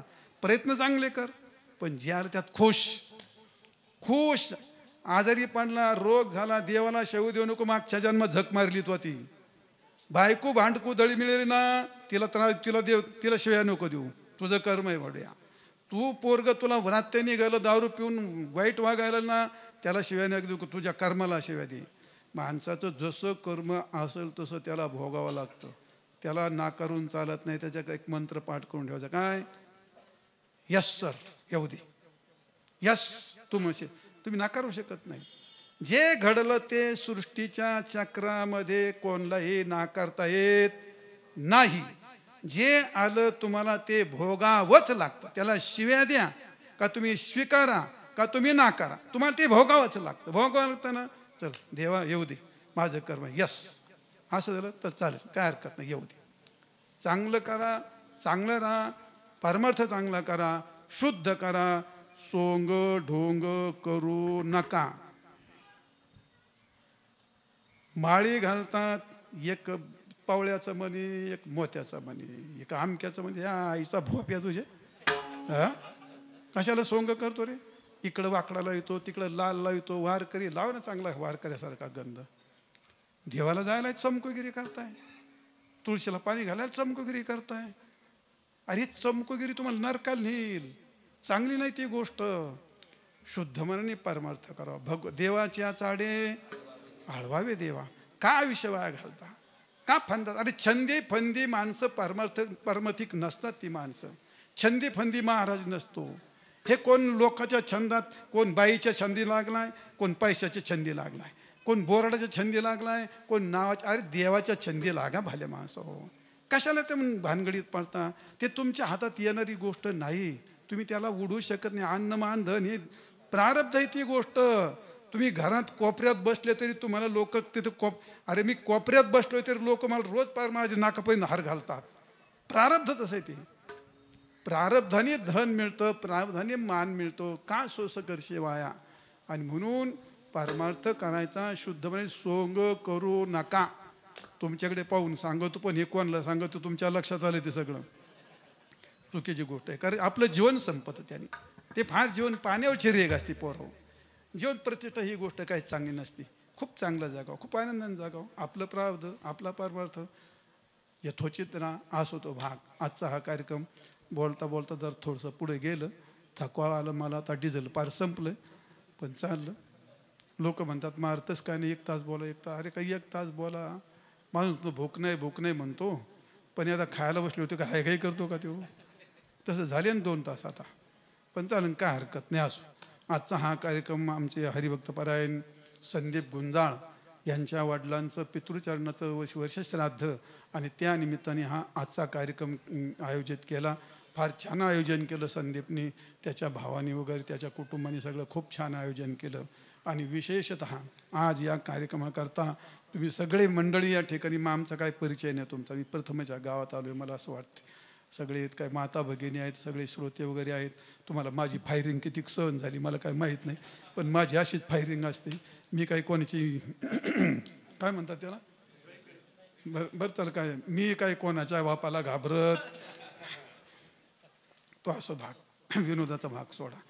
आपण तुका म्हणे सत्य सांगो, आले तर रागी येतो. आम्ही काय तुम्हाला आमच्या पदार्थ सांगत नाही ना, तुम्हाला वाईट काही सांगत नाहीत, चांगलं सांगतो. वाटलं तर घ्या, नसलं तर आमचं आम्हाला देऊन टाका. तुम्ही खुशाल, आम्ही खुशाल असो. पण तुम्ही सगळे 2 तास माझी मराठी ऐकून घेतल्याबद्दल तुम्हाला शतशः धन्यवाद. आणि आजच्या कार्यक्रमाकरता खूप महाराज मंडळी आली, त्यांना एकाला थोडं थोडं नाव तर इथं ते नंदू महाराज आहेत, संगीत विशारद आहेत. आता बिचाराचा नाही नंबर राहिला तर गरीबाचा कोण, ज्याचा वशेला त्याचा कुत्रा जातो काशीला.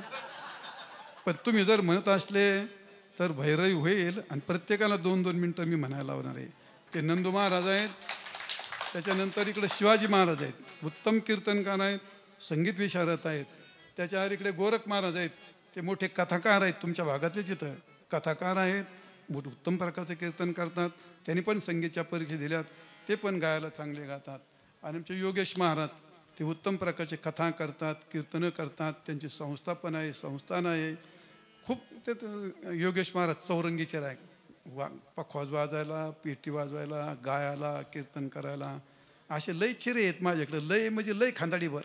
आणि नंतर इकडं हे अमोल महाराज ते पण कीर्तन करतात. ते उत्तम प्रकारचे कीर्तनकार आहेत, तिखट कीर्तनकार आहेत. ते कीर्तनकार आहेत, उत्तम गाणारे पण आहेत. त्याचे मागं कोण आहे तिकडं,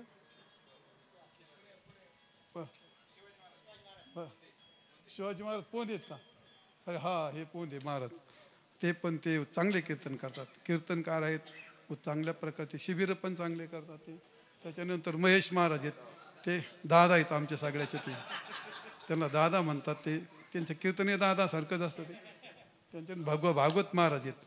आता नंतर आमच्या आश्रमाचे उत्तराधिकारी आहेत ते भागवत महाराज, ते खूप चांगलं कीर्तनकार आहेत. ते कीर्तनकार करतात. किरण महाराजांचा काही प्रश्नच नाही, ते तुमच्या भागात प्रसिद्ध आहे कीर्तन उत्तम प्रकारचं. प्रति महाराज, हा काय म्हणला? हो, प्रति महाराज. काही विद्यार्थी असे प्रति महाराजासारखं जसं आहे तसं मांडणार. माझं मांडणं इतकं सोपं नाही. आजचं कीर्तन होतं असं आवडतो, आता काय आठवतच नाही, तर मी तरी काय करणार, सांगितलं तसंच मी आतमध्ये. किरण महाराज उत्तम प्रकारचे कीर्तनकार आहेत, चांगल्यापैकी कीर्तनकार आहेत. वासुदेव महाराज कीर्तनकार आहेत. ते वासुदेव महाराज तुम्हाला माहीत असेल, ते कानडगावचे आहेत. लोंढे महाराज, वासुदेव महाराज लोंढे, हे उत्तम प्रकारचे गाणारे आहेत, कीर्तनकार पण आहेत. हे मराठवाड्यातले आहेत. काय आदित्य महाराज. त्याच्यानंतर इकडं हे अनिल महाराज बागायतदार आहेत. ते उत्तम प्रकारचे कीर्तनकार आहेत. इकडं कोण आहेत मग? हा डेंगळे महाराज, ते संगीत विशारद आहेत. खूप चांगल्यापैकी कीर्तन करतो का माहीत नाही, पण उत्तम प्रकारचे गाणार चांगलं आहे, फार गोड, निष्ठावान वारकरी. प्रति माझं भजन गाणारा म्हणजे योगेश महाराज आणि चिंटू महाराज. माझं भजन म्हणणं इतकं काही सोपंच नाही, तुम्हाला सांगतो. माझ्या गवळणी स्पेशल खाप बाज आहे माझा. तो गवळणी म्हणणं सोपंच नाही, माझं खेळच नाही माझे गवळणी म्हणणं. ते त्या सगळ्या त्या उत्तम प्रकारचे चिंटू, फार त्याला मी चिंटू नाही, आता ते चंद्रकांत महाराज आहेत. ते उत्तम प्रकारचे महाराज आहेत. त्याच्यानंतर पुढे कोणी? तुकाराम महाराज, तात्या राजेगावकर, राजुरी. बरं कोणतं होईल राजाचं राजू झालं, तुम्हाला एवढं काय त्रास होतो त्याचा? तुकाराम महाराज ते पण चांगले कीर्तन करतात. पुढे कोणी? त्यांच्याविषयी न बोलायला बरं, अवघड आहे. अवघड मामला आहे तो, अवघड मामला ना, हळूहळू बोंबला आहे. त्या कीर्तनकार उत्तम प्रकारचा कीर्तनकार, पण सगळ्यात हुशार विद्यार्थी. तुम्हाला हे सोपं नाही. माझ्या पुढे डॉक्टर शिये बसलेत, माझ्या पुढे शिये टाकून गेलेत. ते महाराज हे कळत नाही आम्हाला म्हणून. तो नारदाच्या गादीवर बसला ना, तो वृत्ती प्रभाकर ऐकणे काही जोक नाही महाराज. वृत्ती प्रभाकर पंचशी ऐकणे हा काही जोक नाही. इतकं कठीण क्लिष्ट प्रक्रिया, त्या धूर काढत्यात डोक्यातल्या. अशा 3-3, 4 वेळा ती पंक्ती सांगले तरी कळत. इतके कठीण क्लिष्ट ग्रंथ आहेत ते वृत्ती प्रभाकर वेदांताचे ग्रंथ. मोहित महाराज फार तरबेज आहेत त्याच्यात, फार हुशार पोरगा आहे तो. आता शिवाजी महाराजांचे मेवणीचे आहेत, ते फार गोड आहेत. आणि सध्या सगळं माझं पूर्ण ती जीवन सगळं मोहितच्या हातात आहे. सगळं खाणं पिणं उठणं बसणं झोपणं सगळं तो करतो. खूप चांगलं काम करतो, सगळं पाहतो तो मोहित महाराज. त्याच्यानंतर पुढे कोणी आहे?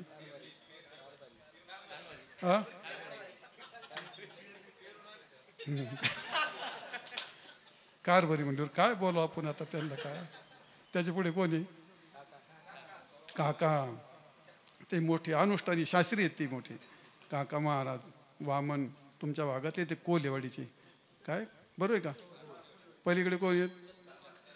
चत्तर महाराज श्रीगोंद कोणता पारनेर. पारनेर चांगल्या काय कीर्तनकार, उत्तम प्रकारचा अभ्यास, यथोचित मस्त. प्रभाकर वगैरे चांगलं झालेलं आहे त्यांचा. हे सगळे जो प्रभाकर झालेत पोर आहेत सगळे. त्याच्या पुढे कोण आहे? हा विश्वमाऊली.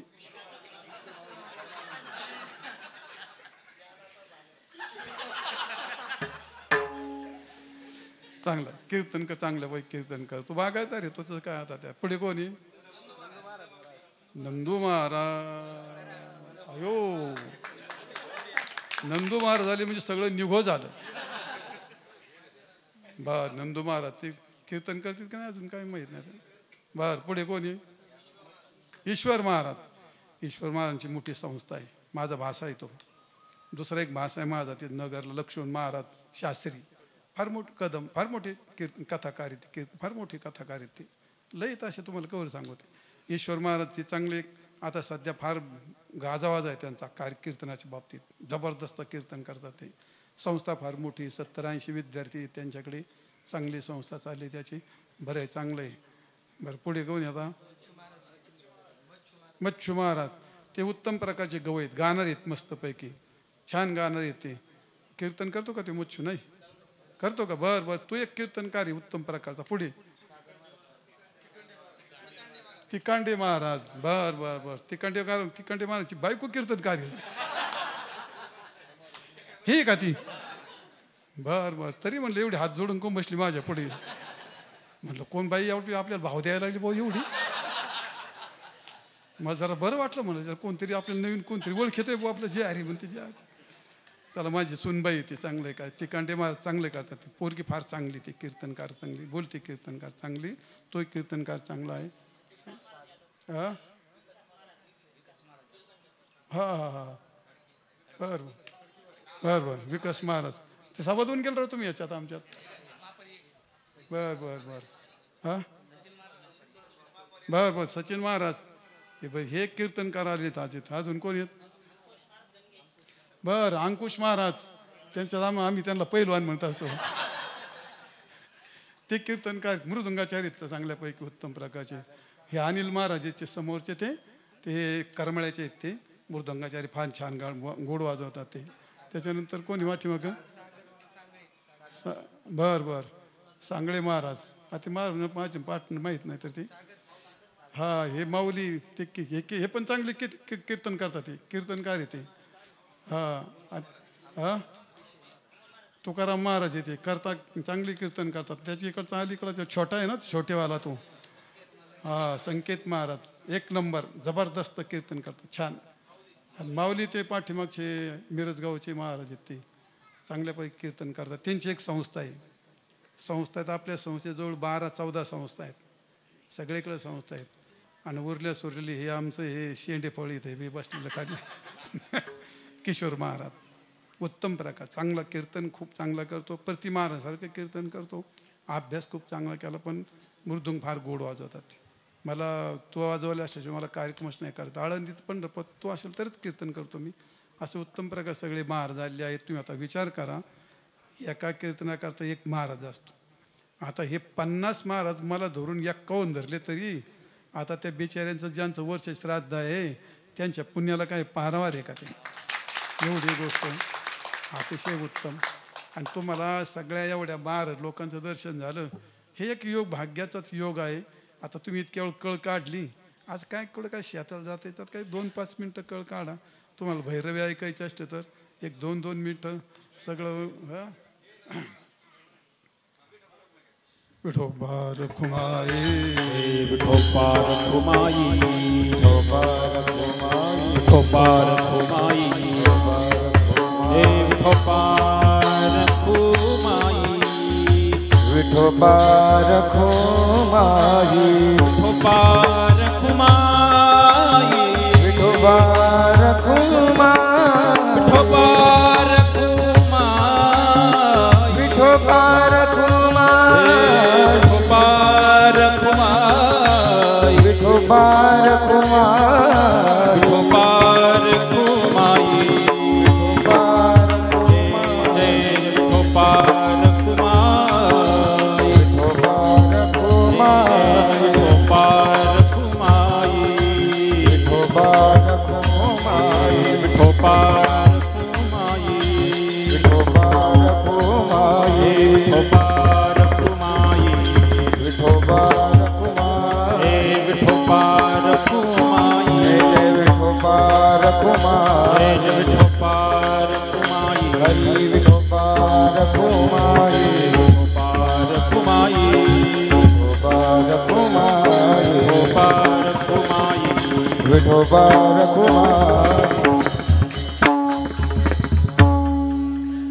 तुका म्हणे अंतराय, तुका म्हणे अंतराय, तुका म्हणे अंतराय, तुका म्हणे अंतराय, देवी काय जिने ते, देवी काय जिने ते, नाही त्याची घेताची, नाही त्याची घेताची,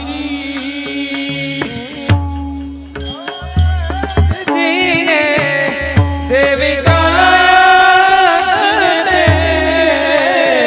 नाही ते घेता सिरी, नाही ते घेता सिरी, होईल दुरीनी जपथ,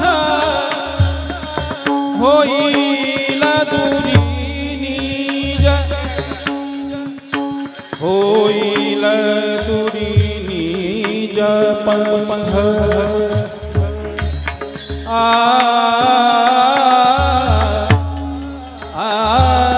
होईल दुरी, होईल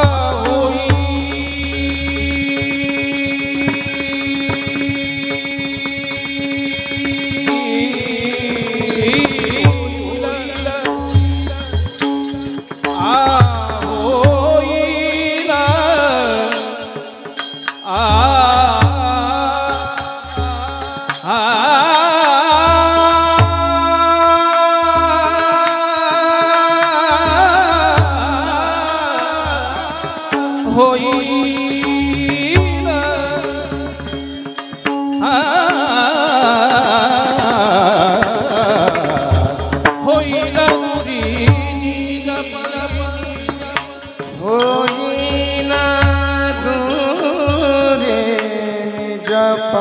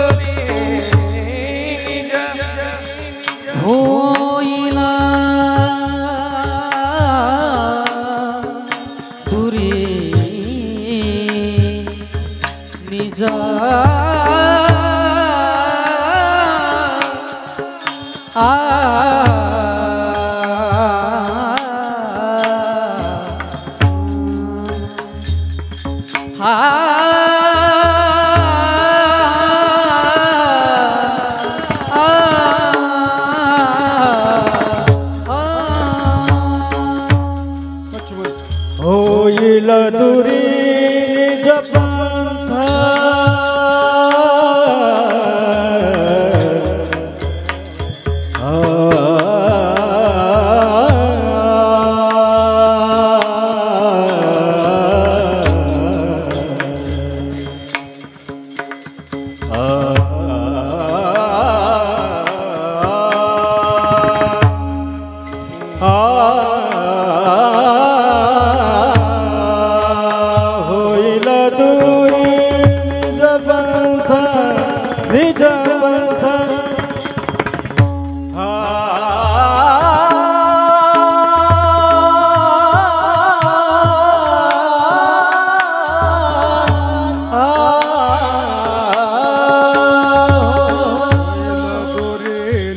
पंथ होईल दुरी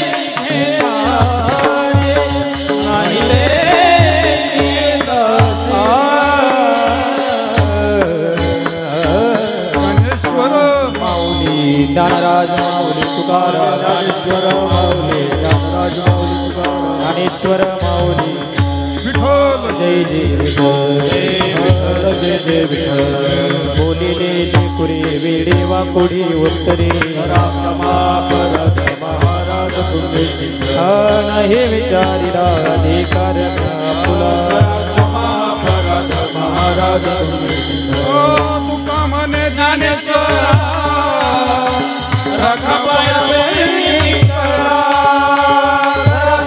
अपराध महाराज तुम्ही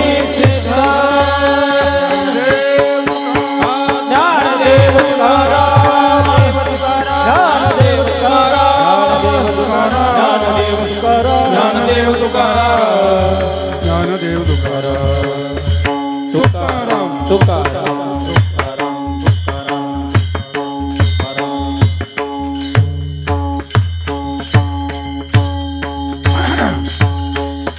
हात जोडा, सर्वांनी हात जोडा, सर्वांनी म्हणा पुंडलिक वरदा हरी विठ्ठल श्री ज्ञानदेव तुकाराम पंढरीनाथ भगवान की जय माऊली ज्ञानेश्वर महाराज की जय जगद्गुरु तुकाराम महाराज की जय. बसा 2 मिनटं. सर्वांनी आमच्या कुटुंबाचे ज्येष्ठ मार्गदर्शक कैलासवासी रावसाहेब यशवंत पाटील गुंजाळ यांच्या प्रथम वर्ष श्राद्धाच्या निमित्तानं आपण सर्वजण या ठिकाणी उपस्थित आहात. श्री क्षेत्र डोंगरगण ज्ञानेश योग आश्रम संस्थेचे सर्व हजारो वारकऱ्यांचे कुटुंबाचे ज्ञानदाते परमपूज्य गुरुवर्य वेदांताचार्य जंगले महाराज शास्त्रीजी यांच्या अमृतवाणीतून आपण या ठिकाणी अतिशय सुंदर असं अमृत सेवन केलेलं आहे. आज आमचे ज्येष्ठ मार्गदर्शक कैलासवासी रावसाहेब यशवंत पाटील गुंजाळ ज्यांना आम्ही प्रेमानं आबा म्हणायचो, आमच्या कुटुंबाचं ते एक आधारवड होतं का ज्यांच्या मार्गदर्शनाखाली आमचा संपूर्ण परिवार गुंजाळ पाटील परिवार हा त्यांच्या मार्गदर्शनाखाली चालायचा. आबांच्या कार्यामध्ये एक महत्त्वाचं त्यांनी आयुष्यामध्ये जे कार्य केलं आहे ते म्हणजे कैलासवासी कर्मवीर शंकरराव काळे सहकारी संस्थेच्या पाठीमागं लागून जेव्हा खासदार शंकरराव काळे साहेब होते त्यांच्याकडं आमचे वडील असतील, आबा असतील आणि गावातील बरेच जाणकार नेतृत्व या ठिकाणी जाऊन त्यांनी साहेबांच्या पाठीमागं लागून आणि काकडी गावामध्ये पिढ्यानपिढ्या चालणारं ज्ञानदानाचं कार्य म्हणजे शिक्षण संस्था कर्मवीर शंकरराव काळे साहेबांनी या ठिकाणी शिक्षण संस्था सुरू केली आणि हजारो विद्यार्थी आज त्या शिक्षण संस्थेमध्ये काम करत आहेत, शिकत आहेत. हे सर्वात मोठं काम आमच्या आबांनी केलेलं आहे. आमचं ज्येष्ठ मार्गदर्शक हरपलेलं आहे. त्यांच्या पश्चात त्यांचे 2 मुलं तेही या काकडी गावाच्या जडणघडणीमध्ये अविरत असतात. त्यामध्ये आमच्या ग्रामीण भागाचं भूषण, आमच्या पंचकृषीचं भूषण हरिभक्तपरायण संदीप महाराज गुंजाळ ज्यांच्याबद्दल आबांना खूप आणि असं आत्मीयता होती की बाबा यापुढं आपल्या गावाचं पंचकृषीचं नेतृत्व ज्ञानदानाच्या बाबतीत करतील आणि ज्यांच्या मार्गदर्शनाखाली संदीप महाराजांचं शिक्षण झालं असे हजारो विद्यार्थ्यांचे गुरु जंगले महाराज शास्त्रींच्या कीर्तनाचं देखील आबांना खूप उत्साह असायचा की आपल्या गावामध्ये त्यांचं कीर्तन व्हावं. मी संदीप महाराजांना विनंती केली होती की आपण बाबा पहिल्यांदा आपल्या गावामध्ये येत आहे, आपण त्यांचं मोठं स्वागत करू, परंतु बाबांनी ते नाकारलं. कारण श्राद्धाचं कीर्तन आहे आणि या ठिकाणी माझी मिरवणूक योग्य राहणार नाही, म्हणून बाबा अतिशय मोठ्या मनाचे आहेत. ज्यांच्या माध्यमातून हजारो कीर्तनकार झाले, हजारो कुटुंब या ठिकाणी जगतायत आणि जगाला प्रबोधित करतायत, अशा जंगले महाराजांचं मी आमच्या काकडी ग्रामस्थांच्या वतीनं, गुंजाळ परिवाराच्या वतीनं स्वागत करतो. यानंतर आबांना भावपूर्ण आदरांजली अर्पण करण्यासाठी मी मल्हारवाडी गावचे पोलीस पाटील सन्माननीय बाबासाहेब पाटील गुंजाळ यांना विनंती करतो आपण 2 शब्दात श्रद्धांजली अर्पण करायची. अतिशय दुःखित अशा अंतकरणानं आमच्या सगळ्यांचं आदरस्थान आमचे कैलासवासी रावसाहेब यशवंत पाटील गुंजाळ यांना आपल्यातून जाऊन या ठिकाणी 1 वर्ष पूर्ण झालेलं आहे. अतिशय चांगलं व्यक्तिमत्व, शाळेसाठी अतिशय मोलाचं योगदान या ठिकाणी आबांचं राहिलेलं आहे. आबा निश्चितच आमच्या सर्वांच्या काकडी मल्हारवाडी गावाकरांच्या या ठिकाणी मनात असणार आहे. साहजिकच त्यांच्या जाण्यानं त्यांच्या गुंजाळ परिवारावर जे असं दुःख झालं त्यातून सावरण्याची परमेश्वर या कुटुंबाला शक्ती देवो. मी माझ्या गुंजाळ परिवाराच्या वतीनं, आपणा सर्व उपस्थितांच्या वतीनं, श्री स्वामी समर्थ केंद्र कारवाडीच्या वतीने आबांना पुन्हा एकदा आदरांजली आणि श्रद्धांजली या ठिकाणी वाहतो. आज या ठिकाणी कीर्तन सेवेसाठी गुरुवर वेदांचार्य जंगले महाराज शास्त्रीजी यांनीही या ठिकाणी सुंदर अशी सेवा या ठिकाणी दिली. त्यांचे मी गुंजाळ परिवाराच्या वतीने या ठिकाणी आभार मानतो. आणि या ठिकाणी एकाचडी एक अशी महाराज मंडळी या ठिकाणी उपस्थित आहेत, त्यांचंही मनपूर्वक या ठिकाणी स्वागत करतो. माझे 2 शब्द संपवतो. रामकृष्ण हरी. यानंतर काकडी गावचे पोलीस पाटील मधुकर पाटील गुंजाळ एकच श्रद्धांजली होईल आणि सरपंच.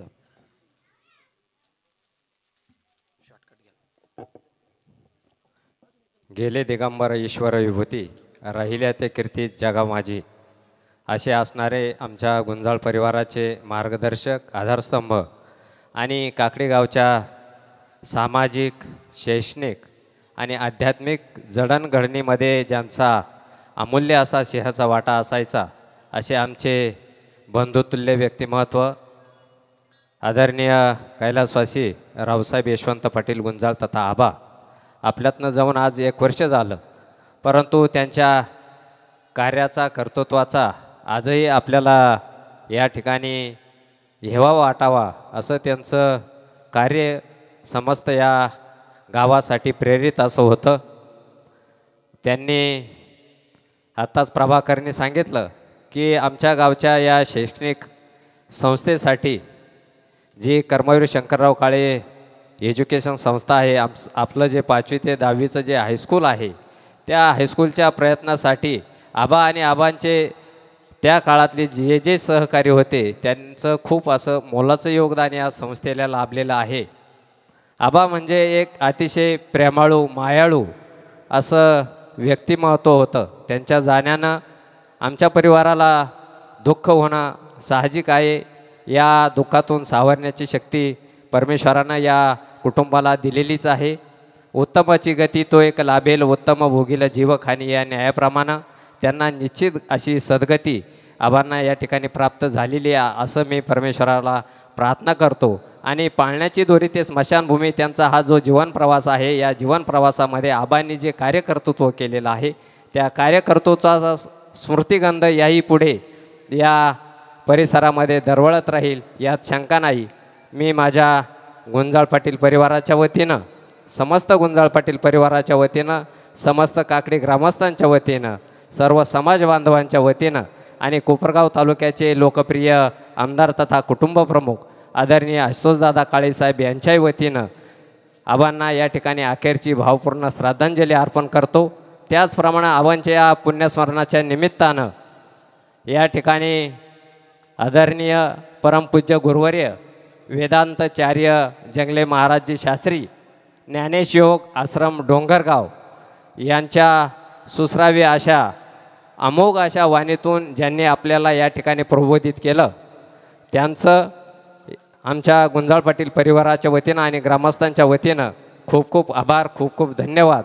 त्याचप्रमाणे या ठिकाणी या पुण्यस्मरणाच्या निमित्तानं आमचे हरिभक्तपरायण संदीप महाराज यांचे सर्व सहकारी गायक गुणीजन वादक मंडळी या ठिकाणी उपस्थित राहिले. इंद्रई बजाते मृदुंग गंधर्वई गाती गान या न्यायाप्रमाणे सर्व गुणीजन मंडळी या ठिकाणी उपस्थित आहे. मी त्यांचे आमच्या कुटुंबाच्या वतीनं या ठिकाणी खूप खूप धन्यवाद देतो, खूप खूप आभार मानतो. त्यानंतर या ठिकाणी आमच्या गावचे सरपंच कानिफ भाऊ गुंजाळ या ठिकाणी श्रद्धांजलीपर 2 शब्द बोलतील.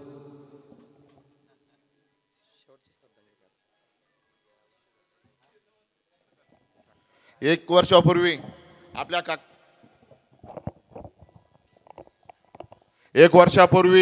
आपल्या काकडी गावामध्ये दुःखद घटना घडली.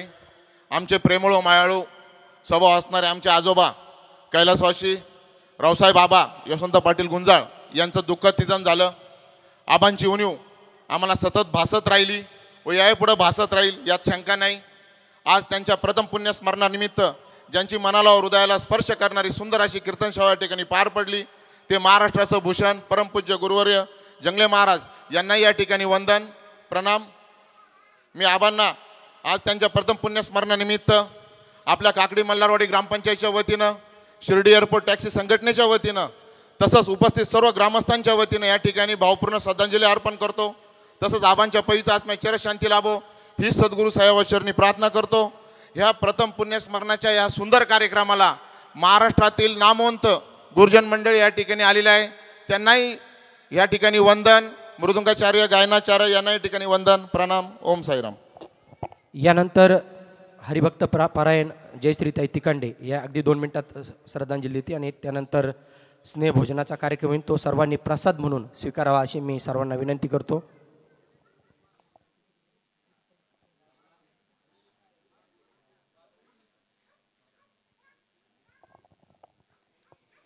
रामकृष्ण हरी.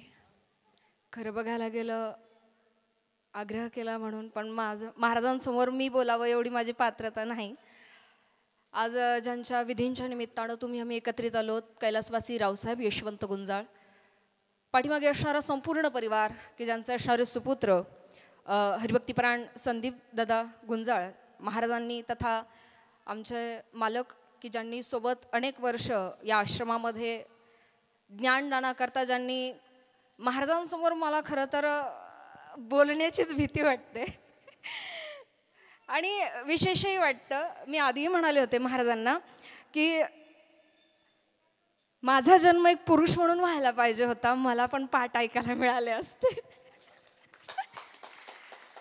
कारण वयाच्या 6व्या-7व्या वर्षापासून अगदी नासिकेत सारखे ग्रंथ हातात पडले, मोक्ष उद्धार यासारख्या गोष्टींचा जो ध्यास लागला आणि हे करता करता वारकरी संप्रदायात आल्यानंतर कधी नामाचा छंद लागला कळालंच नाही. आणि आदरणीय आमचे संदीप महाराज गुंजाळ असतील किंवा दुसरे सुपुत्र दिनकर दादा गुंजाळ असतील, यात्रेच्या निमित्तानं सुद्धा अनेकदा भेटीगाठी झाल्या. बाबांचंही जाणं झालं आणि जाणं झाल्यानंतर आज वर्षभरानंतर या विधींकरता एकत्रित यावं.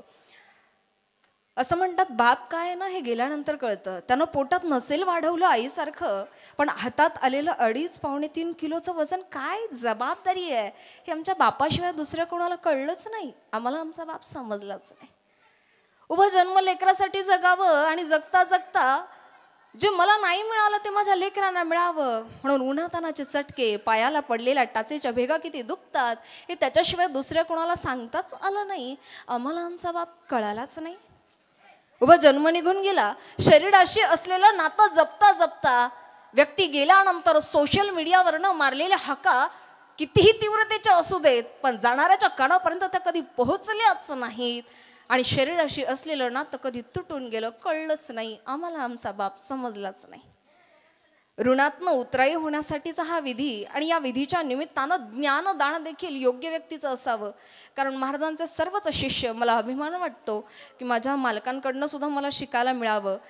आदरणीय हरिभक्तीपरायण परमपूज्य गुरुवर्य वेदांताचार्य जंगले महाराज शास्त्री यांच्या संस्थेतील संपूर्ण विद्यार्थी तथा आमचे मालक ज्यांच्याकडनं मला आत्तापर्यंत एकच गोष्ट शिकायला मिळाली की सेवाभाव. आपलं चांगलं नाही झालं तरी चालेल पण दुसऱ्याचं आपल्यामुळं नुकसान होता कामा नये, हाच खरा परमार्थ आहे. आणि खरंच हे ज्ञानदान महाराजांच्या मुखारविंदातनं ऐकायला मिळावं. आणि जाणाऱ्या बाबांना ही खऱ्या अर्थानं भावपूर्ण श्रद्धांजली ठरणार आहे. या बाबांचे विचार कुटुंबामध्ये असेच अविरत राहो. श्रद्धांजली वाहते आणि थांबते. रामकृष्ण हरी. आलेल्या सर्व पाहुणे मंडळींना खूप खूप धन्यवाद.